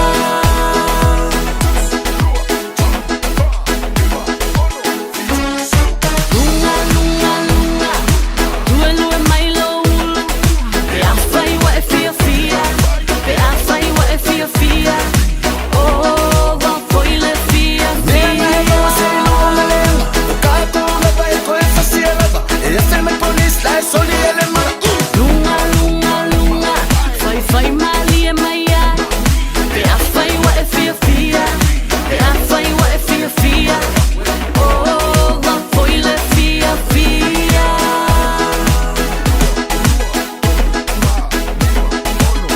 Lunga, lunga, lunga Se vamos le tau sa fia Be afai wa e fia fia Be afai wa e fia fia Oh, ma foi le fia Nena eba fia waselo wangalenga Ukako uleba eko efa sieleba Efe me police la esoli ele mala Lunga, lunga, lunga Gosto lo ai fafo Se awal so onga fasia Awal so onga fasia Wang alabo le fia fia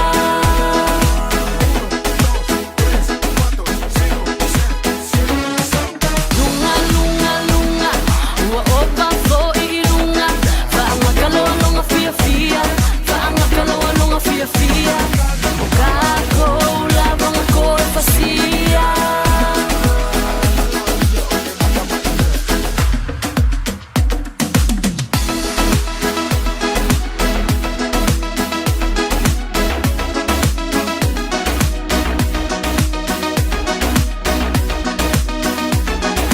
Nena eba waselo wangalenga Ukako uleba eko efa sieleba Efe me police la esoli ele mala Lunga, lunga, lunga Batsi mai olima Be afai wa e fia fia Be afai wa e fia fia Oh, ma foi le fia fia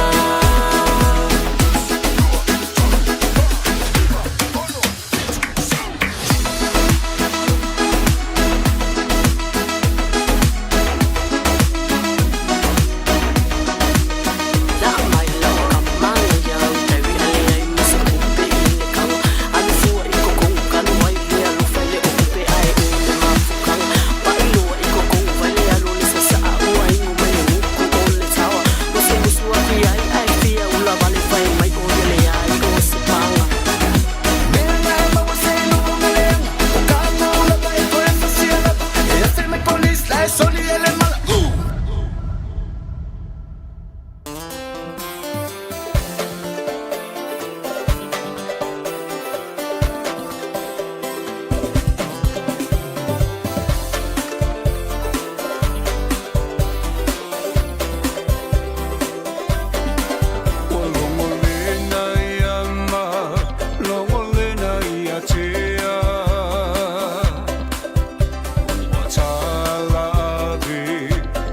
Tangi lea Opua ina le manongi O funga la au Meo le whaai ai Samoa o tama whanau Neiti o le toia ina Pepo a patita oto Ilona lo sa tausini o Amanu malo Ile toa lona loto Ole toa manusi E pule alona loto Ole toa lea Dai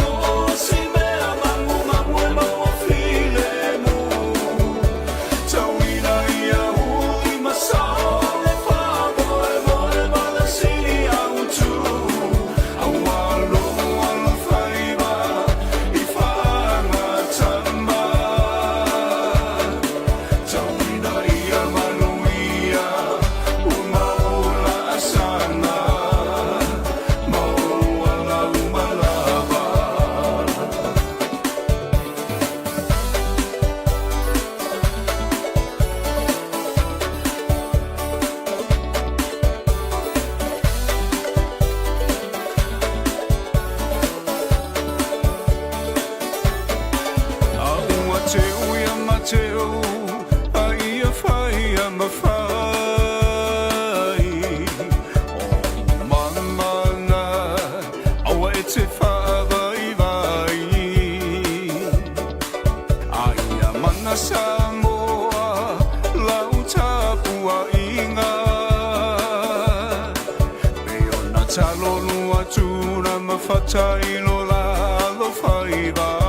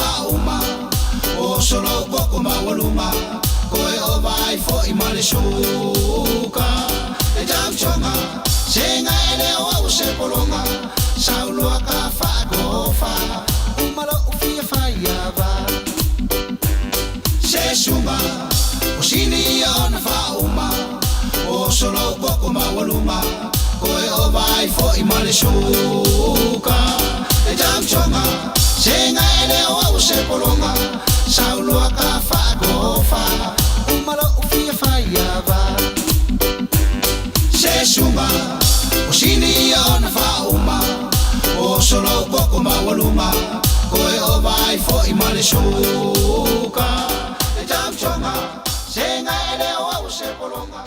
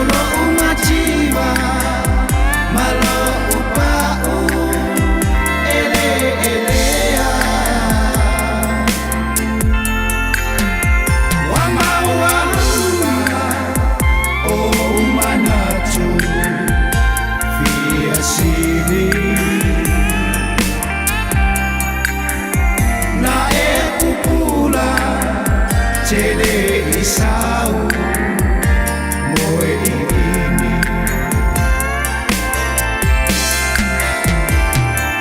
Ana le fai mata ole ni mea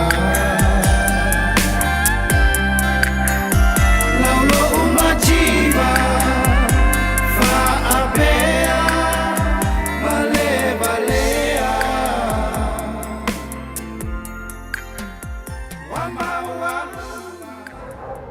It's tough when roaming dogs don't get claimed by their owners. Often they're unregistered, so we have no way to reach them. He doesn't deserve it.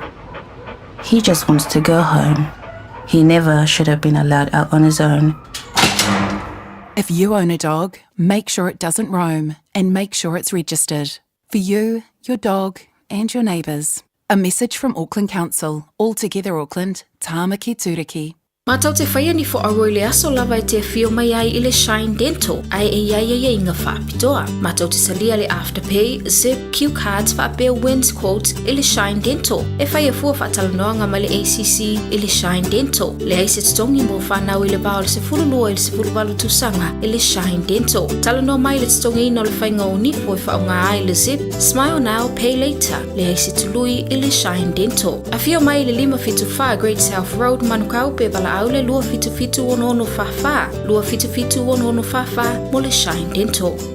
24 hours a day, 7 days a week. Radio Samoa streaming live on www.radiosamoa.co.nz. Talofa Samoa. Wa ule ne yoka asfutialu. Awal suia lingila wa ule kio. Aeva mai ina se fudu lima iwa kolu. Amo. Radio Samoa. Vevela a.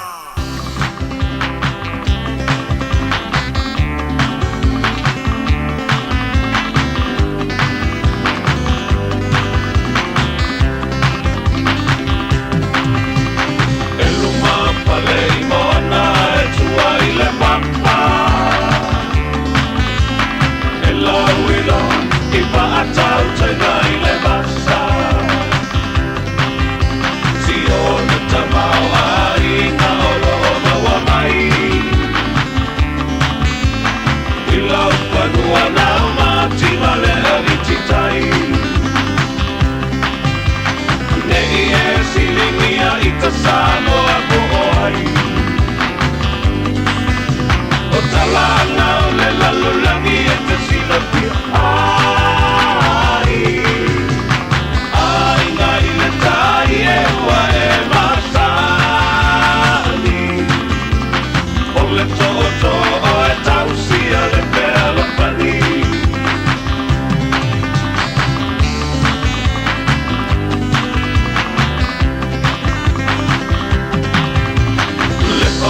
le to a paua e mauti noa Uso ali I paa pea lo mali e toa Susu mai sa ua atoa o utapau Ai pola pui pui e puti mau a pau Le I e silingia I ta Samoa boai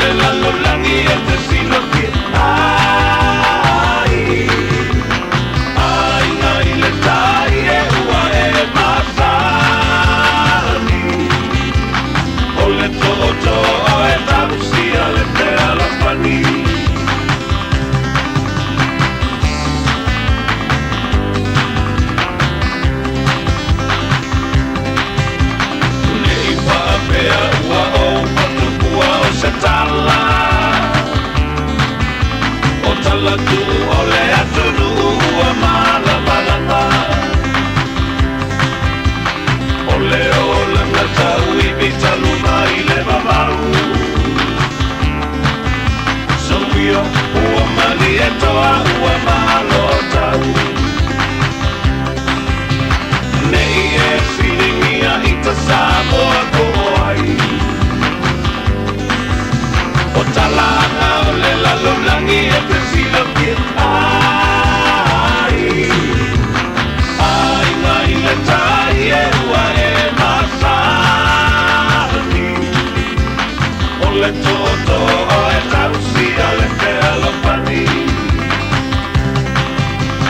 nei e silingia I ta Samoa ko ai o talanga o le lalolangi e te sila pia ai ngai le tai e ua e masani o le toto o e tausia le te alopani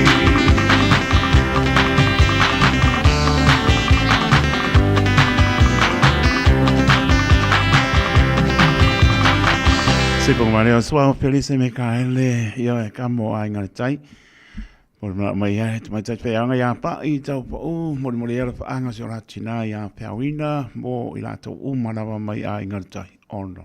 Kau kia kamai kami e alo ko na vai ko mo ngol pa pa I so I ne manoro.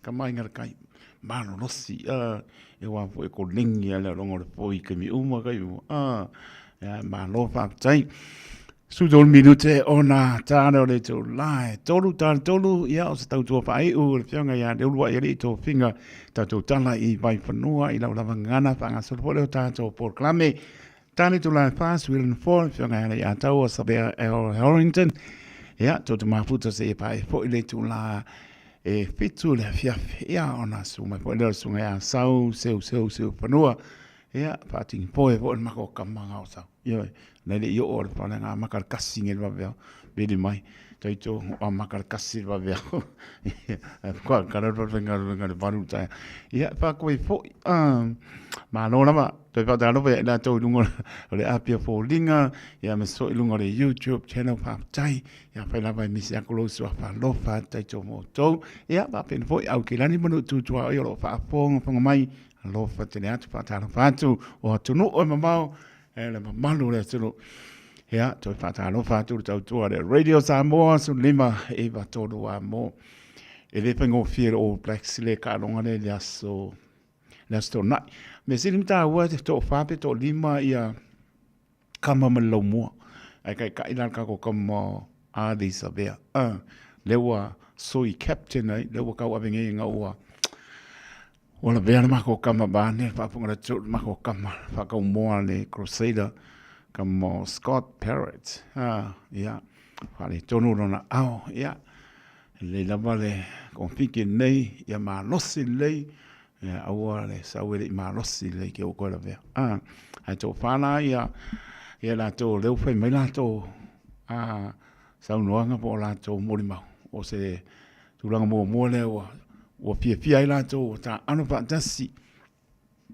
inu ma fale o moto lato matua I o lato ainga I o onga po sapa pena ona I lato ai meso tu la I mai po le half pack kamo Cam Roy Card ia mar kamo Griffey o ka kia le fights po I le uso mo le ko I le loko I o pe mai kui pe tu I pe e toi na mai e wana ka whariwhai unga ka mo Griffey o la anu e sa I matangi atunu e mau ea oi leai ioe ngā pākule ia io lona tua leai le nama koe marasu natu lei ea koe whai loro whai unga Griffey le la se koe alo koe koi pe le arkulanga pe koe moso ngā mongo le All Blacks kalia mo le tu ato le loto ta alo tu ato le manosi o le mafau le manofa le ya le utani o le mga laksa fa ilungo no fo fa leo ai la ngumi la kasi umalako ya la tola ale se va ku se ka mai po yele o le Ona stona te o fitu la ta longa le la ta aloi ma frani la to test longa lua le. Ya na sila mai mo test mo so le. He makau ki. Au ke musi ko fakul kana kam palangi nang pa me kalba so le. Mako au fa ka inga so le ho ri pe ho como ki ha ngani ki fa le con All Blacks. Oile ele ka ya malo. Ai manaya o le silata penanga le la yele All Blacks mai le vai asorente ni ia sili atu lo le ta longa le pai tau wai wa le wako ngai frani ele o se kwa ko pe wa la to mistake in the last week ringa la wa o ina mai la to le mese mal vaso le anga le vai aso nei la sto nai ile la mo Wellington le la pe kau ia All Blacks ia mara au farani kama lesi kama ka ua le Six Nation le sa ka milo le to Europe o le aula le se o vaku ai kama Eden T. Crut Cody Taylor by Captain Fletcher Newell pe fo le manga yo ko fo mai tonu o ngola Bescott ia sa so ya Patrick Tuipulotu ma no lava uzo ya all the best Fabian Holland ya mano lama ya numero le voy a ir como tupo va y pe po el capteni ya manuel ta longa Adisabea ya o mama na ta ya au ya pe po ya Kristen Leo Winnie ola ngumela kasi ya le arco seida ngumela balu ala ka ilo pe ko pa un ko ole ngumela balu ya ka ko kamale Crusader como oi foi Kristen Leo Willie ya male ha pek le mai Wellington Camp Roy Card ya man ngomel sulu le wel ka ko kam na la mai ko mal kam Bergen Barrett ya lai pa le mal ka ko kam mo kensi mo iko mo yo se sale iko mo kensi ya la ko pinga malolo ya ka po vi mo per ko pinga mo gi ki bo ya e ma ka kia lesi kama le ula veo Rees lesi au kama fa mo nga ko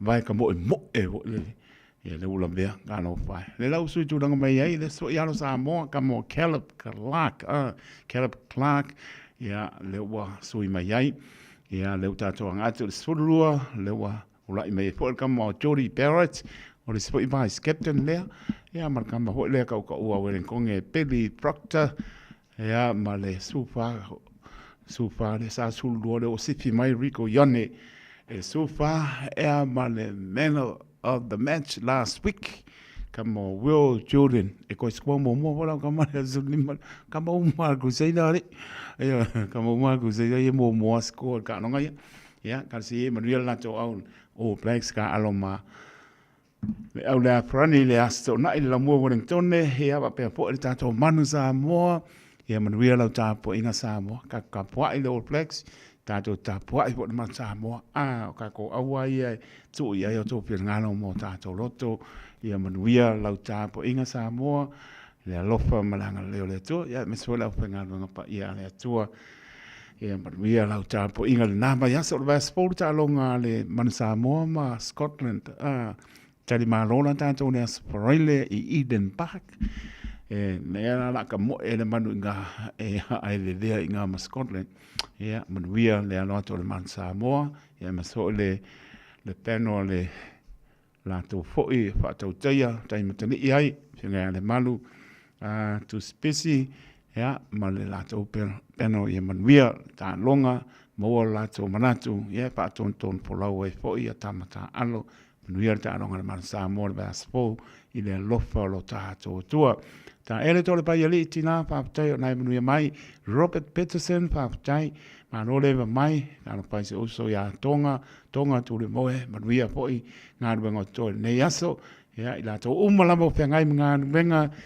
alofa tu por kalame la la nga wengo nga lue ai alofa to tele o to so sem ta nga wengo nga lue en malo le tru ya me se po to pisinisi ma no sai ni ma no matul fa malo sai malo yo le pengo fie ya fa ma oni fa ye me uma mo wa to le mo fa ma oni a oni ta wo tu pe a ta wo lo fa ma oni o at E o ngai atu lau business wa mata ia pa pena foi lau ponga pia. Ma leo por tonu muli mai ni oli a ni foli a lau ponga pia na tali mai ai au ka pa ka we ok. Ya leo aku ai pe vai a clean Eastwood po de le ka bo de. Ko e kuri ai de pe se fa ka. Ya tasi sa voi ya ele ngalo ele pese ngai makapongi ai ko ngangel ko ai.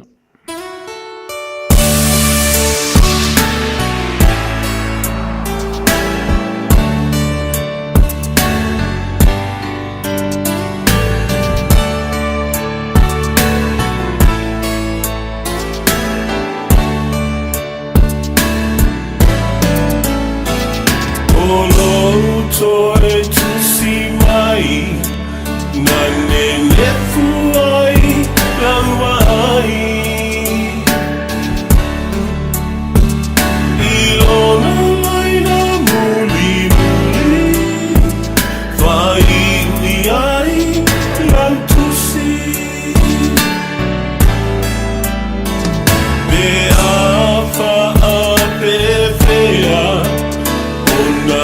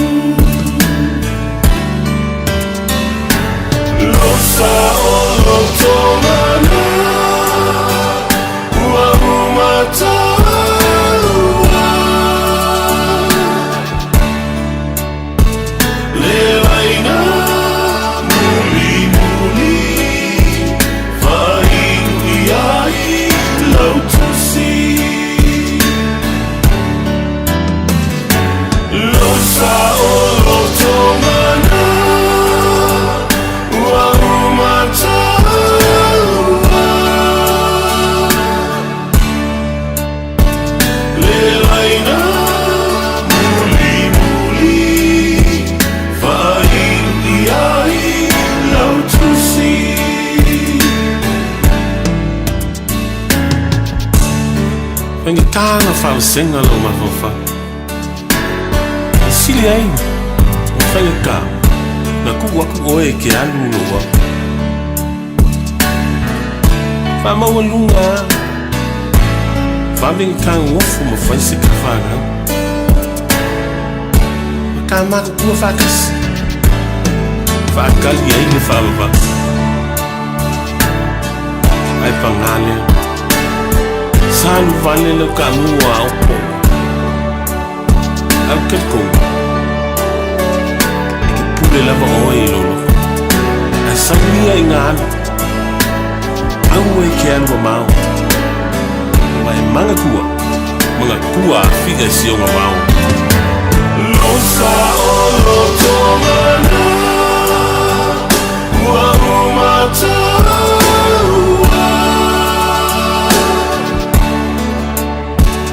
Levaina muli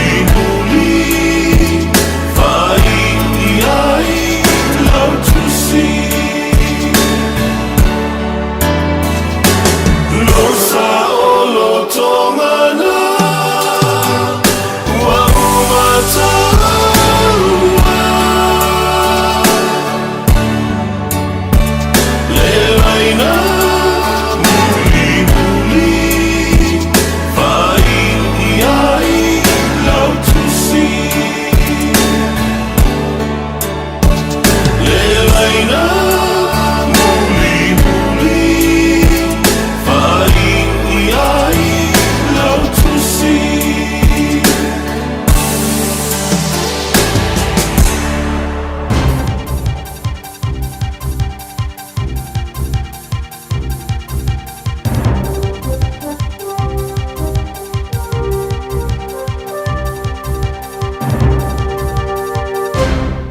E toi whātalo whātu sa moi lau whaafonga anga le nei tūla o le awauli.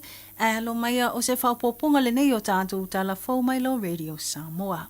I tala o tomua, ua whamau niamatu ina mai nei e le ofisa o whamau maunga New Zealand le Stats New Zealand. Numero tangata nu Aotearoa ua malanga e se atu ma ngai i Ausitalia e au mawai. Ma o whailoa mai to tono le tausanga e tasi e peo na whaalia i whamau maunga mo le tausanga lua o lua whai le masino te sema. E tolsfulu afe lava le numero tangata o tua Aotearoa nei mo Ausitalia. Ta ua e le so upo le ofisa o whaamaumaunga ia Sarah Drake, e la lata lava whaamaumaunga nei i le numero tangata na tu ua le atunuu i le tausanga lua olo tolu, e peo na whaamauina e luas fulu iwa afe wha se lau le tangata na nga i ese ma New Zealand i le avaitau. Whaamaunia mai le ofisa o le tausanga lua olo wha, o le tausanga mua lea o na mawalunga i le numero o e wanga i ese i totono le kale na wha tausanga, talu mai le tausanga lua o tasi lua. Whailo le Stats New Zealand o le ata lava le tasi na waaia e le ofisa, ma le tausanga lua afe ma le wha, ma le tausanga lua o tasi tolu. A o le numero lava lea e tō suru afe tangata e malanga atu mo Ausitalia. Na waaia le pa o le numero i le na o le tolu afe i le vā o le tausanga lua afe sfun ma le wha, ma le lua afe sfun ma le iwa.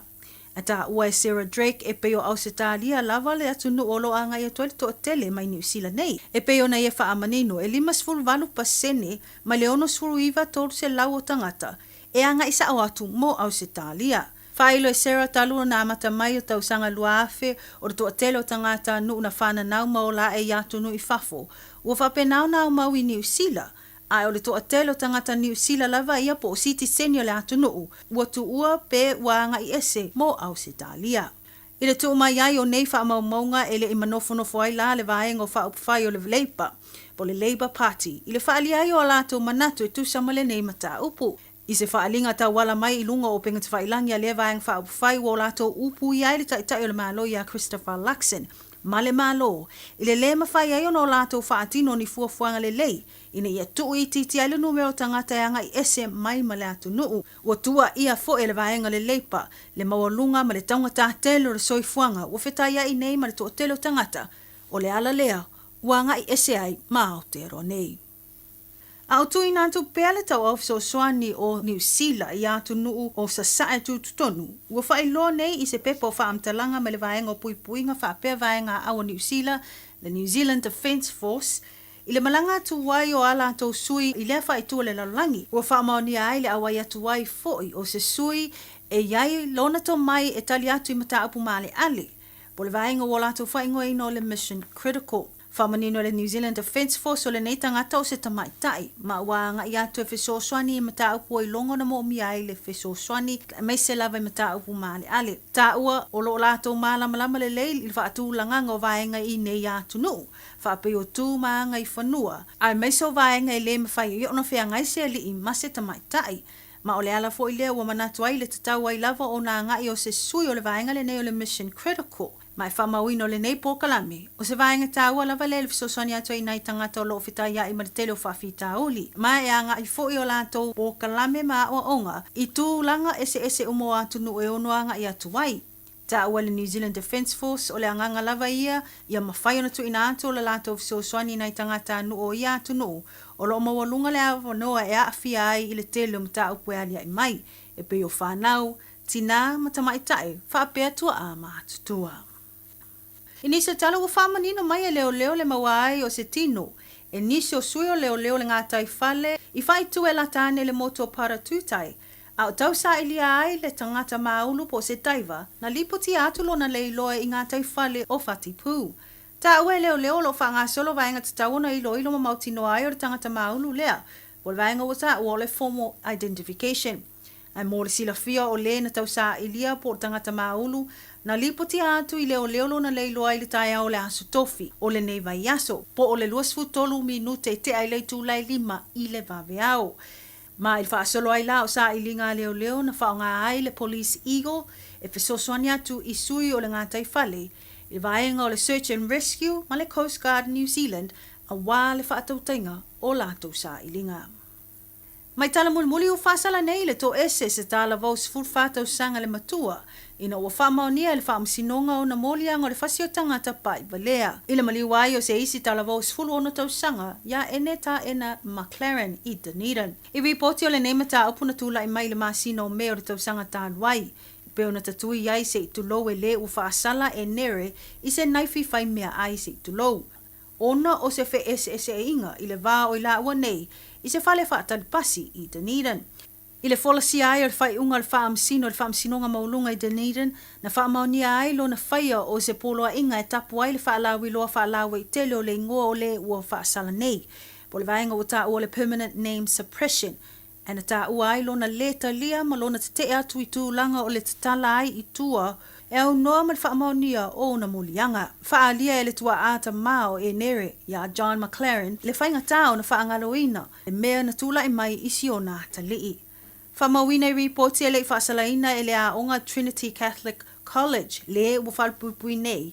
Ai na manino lava le tu mai o le unga sui o le whaamsinonga po le jury e whamaunia le molianga o le whasio tangata paivalea o lea talavou. E tolu tau sanga ma le tolu maasina o whaasalaina i nei le talavou se fulfa tau sanga. Ma o tātou talavou nā mo le nei tū lao le awa uli whaafetai whaafonga mai tō whaasoifua. Hey, hey! It's tough when roaming dogs don't get claimed by their owners. Often they're unregistered, so we have no way to reach them. He doesn't deserve it. He just wants to go home. He never should have been allowed out on his own. If you own a dog, make sure it doesn't roam and make sure it's registered. For you, your dog and your neighbours. A message from Auckland Council. All Together Auckland, Tāmaki Turiki.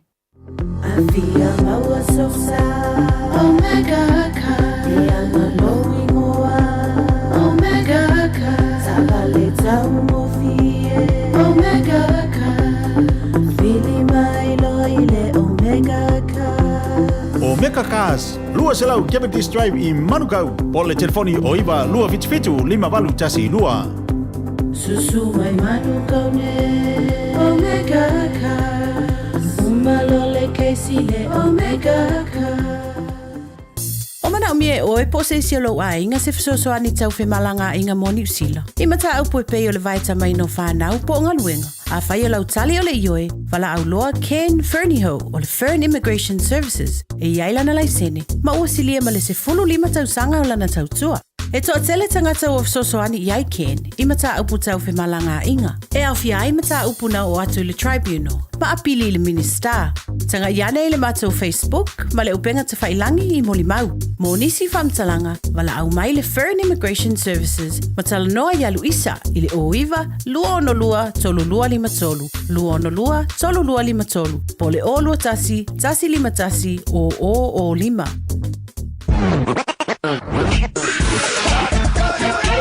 Malo soifua, o le siafufonga Samoa, Radio Samoa, tasilima i vatolu a mo, se kia Radio Samoa. Talofa Samoa, waule nei o kasputi alu, awal suia le ngila ura le kio. A eva mai ina se 5 iwa kolu, a mo, Radio Samoa, vevela a.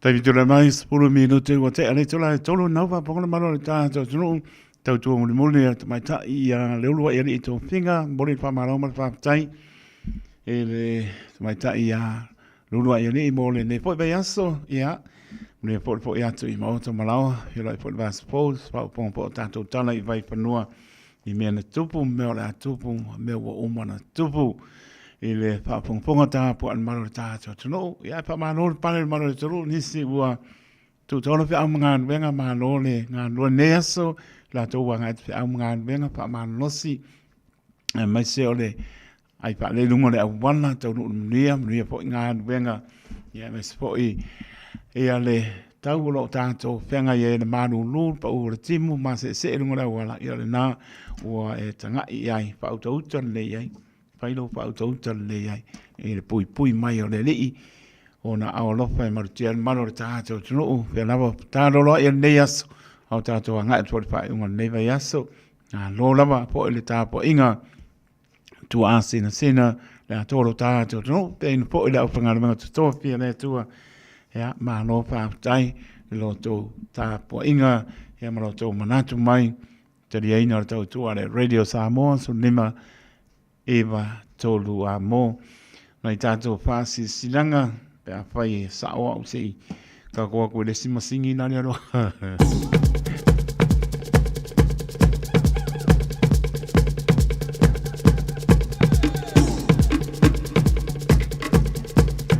o le whansisinanga le watu e tāno pa Samoa, awane MC alo wa mnoa. Tai au le apa o le lua, e le apa o le tonu, e le paleoloa o le Eveni Pacific i Aukenani. Ua ta otur pa moe moe o le asiasi atuai le manu Samoa, i o e mai wheiloa i ai, i tamo le manu Samoa, le paleoloa Eveni i le aso paraile o nei, koe kia la porco.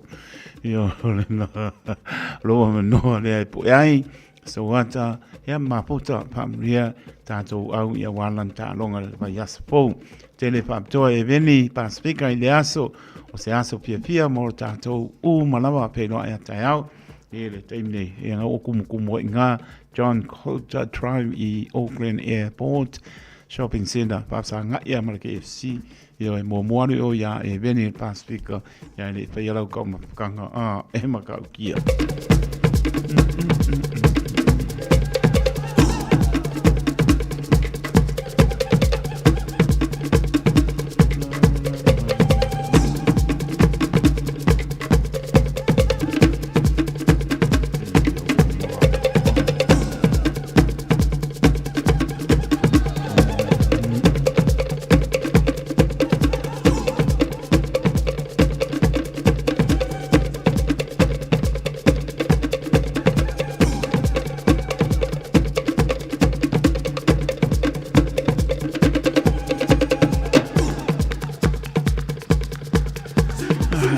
Iaga ko nisi na pa si silanga pala ule o iwa luono no slima iwa toro no mera ia pa pia Silvia tini ala i tanto pasalonga pa si silanga mile tautua le Radio Samoa o iwa luono no slima iwa toro no mera ia e mauti no ai ia mara tato tusi pa alupenga le na Silvia u fitsul ta lalon tau ia le lava to e mauti no atili ia le wala umalele o iwa luono no slima iwa toro no mera lau ponga fia mata ofisa mo le sport pa malo po lenga le Radio Samoa le atol tanto tuno lango mai tanto pa si silanga pa mia le tua pa darvatu ya tonga tu moe ma le penga benga mia po ya tu mo tu mrau so lamba nga o ki mo ya pena po ya lenga to sunga va tai ma lo lava como pida Enrico ya lo mafuta mai ki mungo na manulu i West Auckland lo patu pira ni ko mana inga ya po le weekend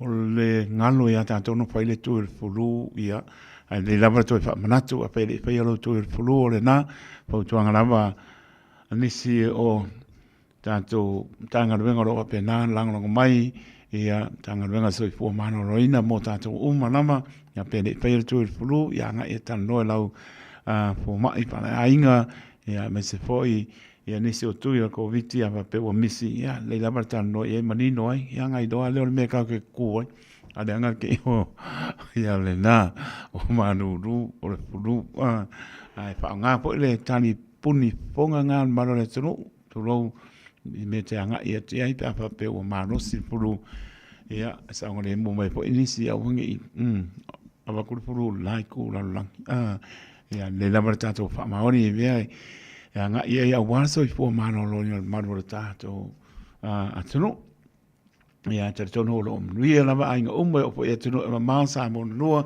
ma tu la tano si o ta to tuno o mano sa mo ke lana painga pilinga le masina fo ia ai manu mai le langi i le alofa ma le whaamaoni o lo tātou tua ia tātou tu patasi ai le tātou tano ia ma tātou aungangi atu i le atua alofa mai pilifili mai e se pāti ia tawa veina i tātou leisi lima tau sanga pēau lia le alofa ma le anga le leo lo tātou atua o ka alonga ma tā mo la sparaile la psili mai isi pa mo la skonga la skonga i para so la sparaile tan mano i tātou o la sparaile e le o le vai aso nei a le vai aso fou ia le na o le isi tūlanga o tūlanga po ia o le whata mana o tātou i anong whanau tu sa lea loa whine ma loa tere a o le whapea tu o ka keo menga le kinga ko pepera ka mora ka mana ko ai e halu rea koa le ai pui nei iano tama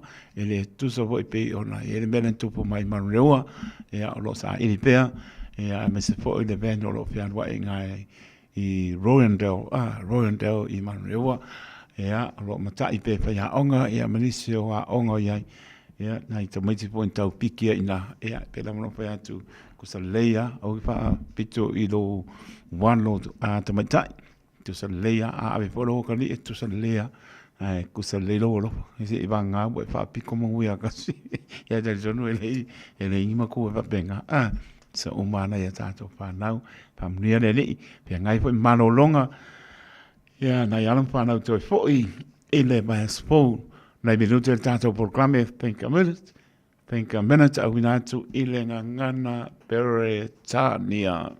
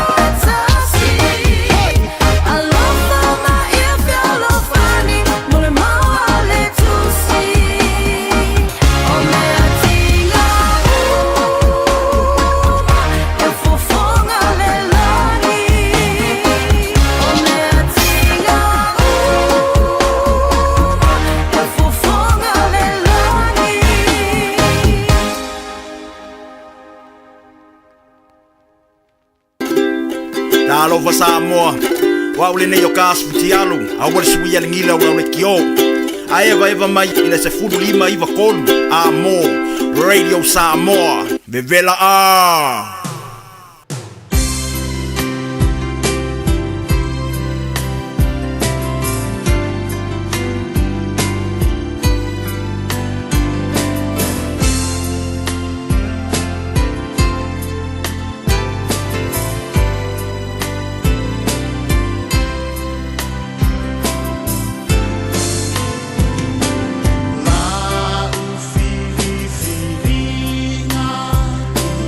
to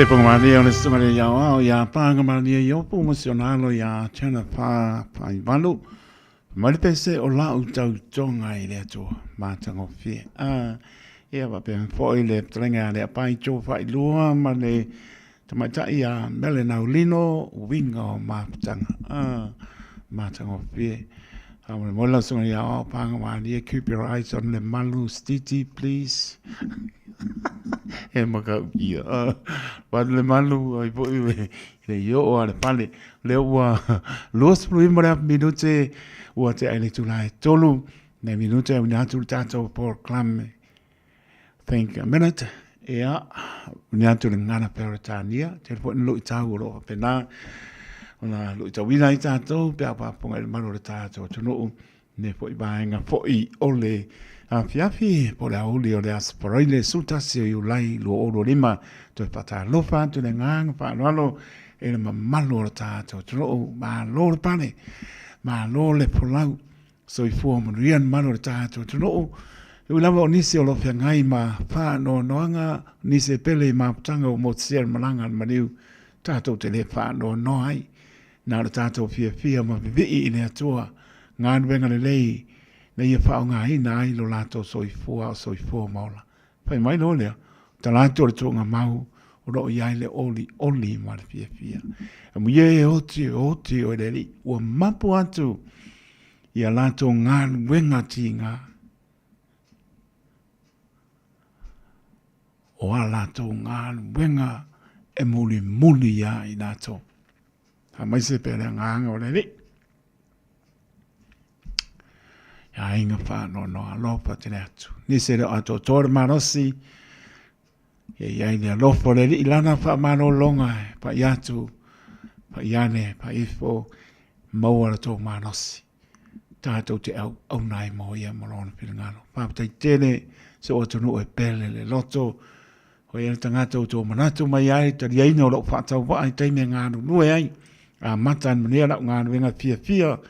Hei uri fia, alu mara fia, mo lalo I lumo le atua mo vi. Tai le atua lo manatu mai lo whatau wae, mai se lo atunu e pele lo roto le anga le lei whaamnianga o lofa anga. Mo fia sa umai ngā lua e matau tua lo lato pa ia ma roto man. A mai e singa aru o te whaia o au lambo le au auna whatau wa. Hei a maulunga le vi inga po I lo tātou tua. A lofa te le atu. Le atoro tātou tuno. Le lava o maua mai lo fatu wa lo fatu. Au ki nani manu tu au yo tuno ama mau. Vai lo tu sai le li so tātou mria. Tani tu la fa o sa tua le fionga Miriam malana to po mai. Me le topu mai atu no ama so ne atu tani tu la fa. On fa I le sto tua le ona to maputa ma le fionga ne a to sa bea Aaron Harrington. Se I pa ele tu lai fitu pa ting poi se o mato so ya sau seu se pano. Just think a minute. It could change everything.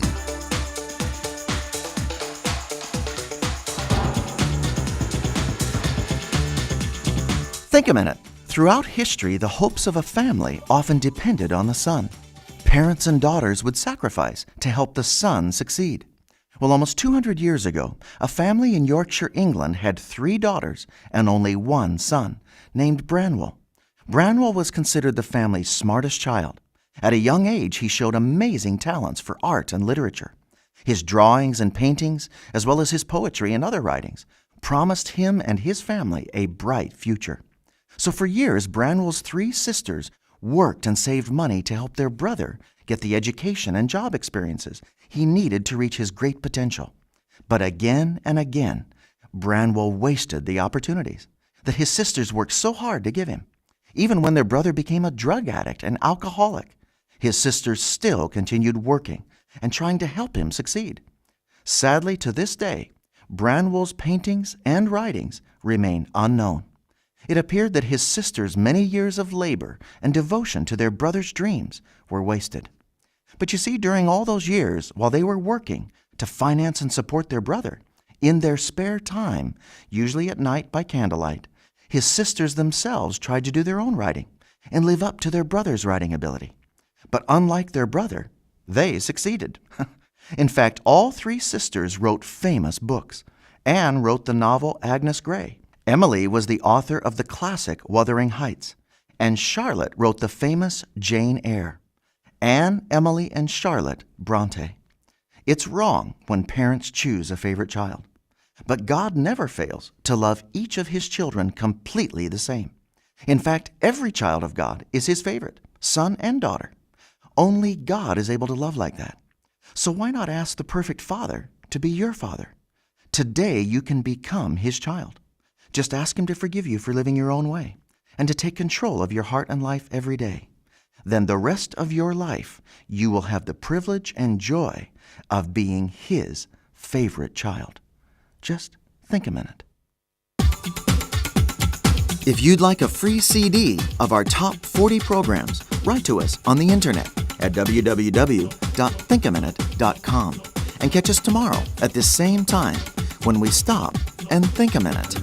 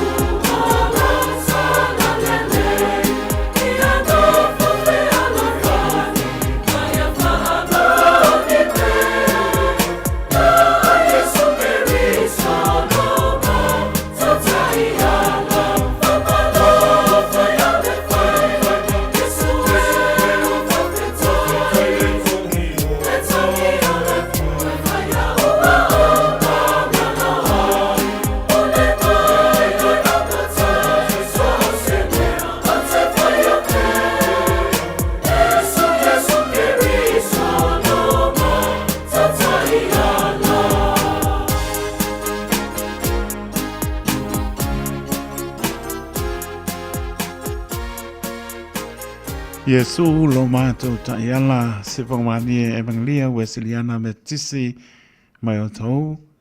Pa mai atoa le tātou proclame Think a Minute. Au inatu le ngana peritania se whapongpoi i le mai aspo pe au lia le angane leo lo tātou matai. Lua su tolu minute au na tāna ni tulai wha minute nā toi se au onanga poi au ona whātau wā. Ai malo fa tan ma malo tātou ainga mana tua fa moe o le manu Samoa au ta penatu mo lan ta longa le aso parile o mua ia mo lo am no ane o pongi ia pe lo e fo il peno ma latu au ta alo pispilia alon fa na o ta wina tau latu ta longa ma Scotland le aso parile tan malo tātou ile mai aspo ai mata mo firanga ia nei pe amose amno I ota le aso ta au pe atato au lia I le lofa malanga lero tato tua ta longa le All Blacks ma Farani I le aso tona pato no ina lau mo Wellington ia mese po I pe ono pato te le ona yalon pano fia se mo le ta alo tono le All Blacks ai fai I lo ma Malta mea na ola e ai lātou along pānau na turu ia mai so fia si silo lātou mātua na i o lātou tua whapina mauso mai so ainga ia o mai masani e o fia lātou lava pena ona whātaunu inai lea tālonga le pōra stonai te o le pitu ia lava pena ona whātaunu inai ia mālofa apatani maro tātou tunu ia o te nofa mo mapapau i le uso mane suafa ia lupe soli ai te tono na ua i fo le whaitau ai nisi le tala anga fo i mo le ta ua tangata o le porokiki palpala te tono mabai ato ele o i lunga le top 5 ele o le top 10 manatua sa kauanga o ko meki le top 5 ia Joseph Parker na whaila tālonga tu e whaila tālonga manelile o Daniel o iyo. Ia whailanga, there's a good excuses for i lenga tau whaponga iei ua mai, le ato toa le manosi. Ia wan awina tu se isi fo e la te whaipelea le nāpo e sui tūranga i le lile o Daniel. Ia, Nancy sira umana mano tu ioti mane ia whaponga mano e tunu Joseph Parker. Ai uma ne ua maule avanole li lea sa kaua o paka ya sao ya Yusek le kanka le top ni la lang le heavyweight e le ese me kau pesili ni ai le bale na e ana wo so sao ya le le lang failanga excuse sa kaun ko sa ili mai le e faile la ka no paka le ole na o le we lunga ku ia Joseph Parker lo le li o tenio le failanga le fai mai wa ngase na le o lapso anga ia ai so leo spa na valenga le na mai mo umale na marmalo e to yoti bani pa ponga tu ia lupe soni ai o le me pa no ai tele wa le lunga top 5 I'm sure I le top 5 and le top 10 as a kaunga lunga top 5 mole siding or top or la langi ia Joseph Parker a le osa ili a o le wole mo a lau kau a bange ka ngaka po i ele tawaloa tato whaanga ina le upu le tawaloa la lau tau mwhai whawhai inga paka wawhai inga ilo paka i ka ngaka le tawaloa le o longo winga wa koe fo ia i lalo o maua mai le winga na utala ia leo se me po le tātou te besi ai tātou te mana tuna tele mele le porokiki palpalai e leo se mele me po ngake le piaro e meo porokiki ai baba ai mawa tūlanga o lo iai ia ma le ngan wenga po le i ngan lue e le papeo se papia meo tono des i wai le ia se e lapi se whangano tātou tua le upomonia ai baba i kala anga le usawenge ia se paka mkwa upango ngoa ska manga i lunga le oilunga ale o sawa le ko bange tangata po ie e le taolo a pai lai pe inga i Joseph Parker longo winga o mo lunga i lar ka lenga sawa le taolo e lo Joseph Parker lenga e ambale mo nga pengta e leng se sira uma ia o longo winga e ka walanga straight ia Joseph Parker le li le topo la langi ia Yusek pa pai wole pusu mo le leo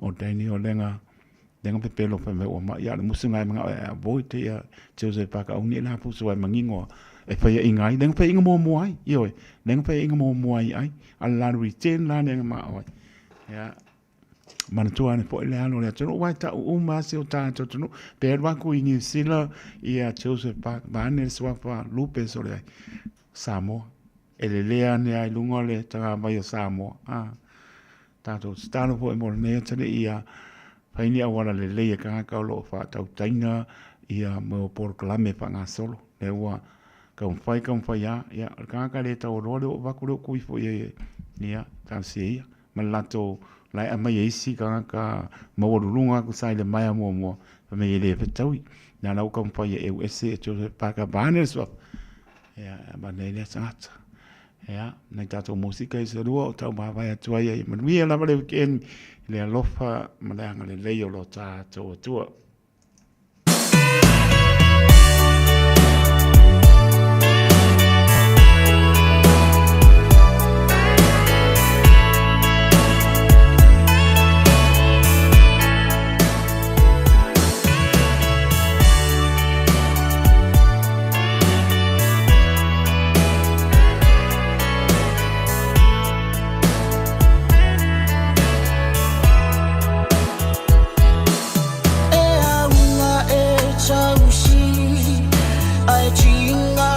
ina i le achini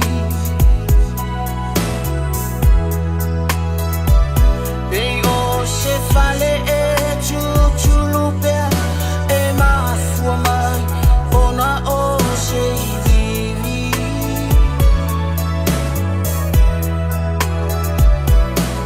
Aule alofa ua pae luaina Olo na fa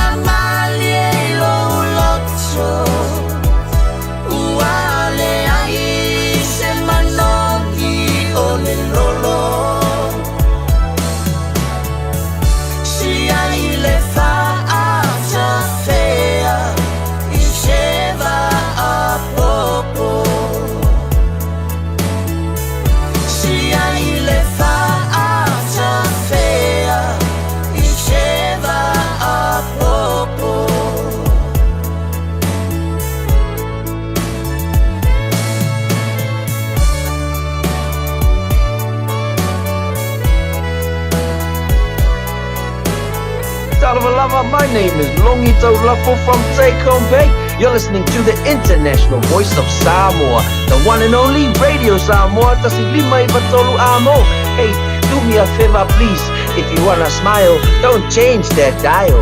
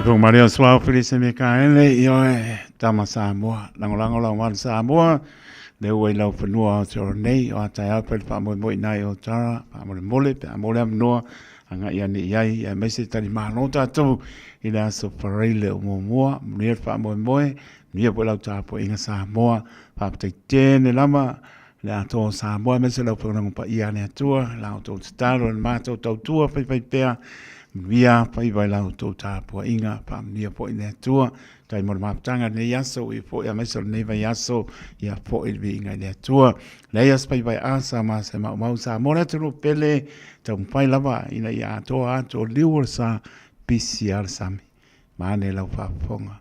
Ma leo pai ngā taipane, poto tau tai sera nā atu yama, pa ma ngalo leo ono le ase upo o so pautu, se ngā ngana o le tau tamali, pa to ese a taito, pa ma ngalo leo ona pa tau waa.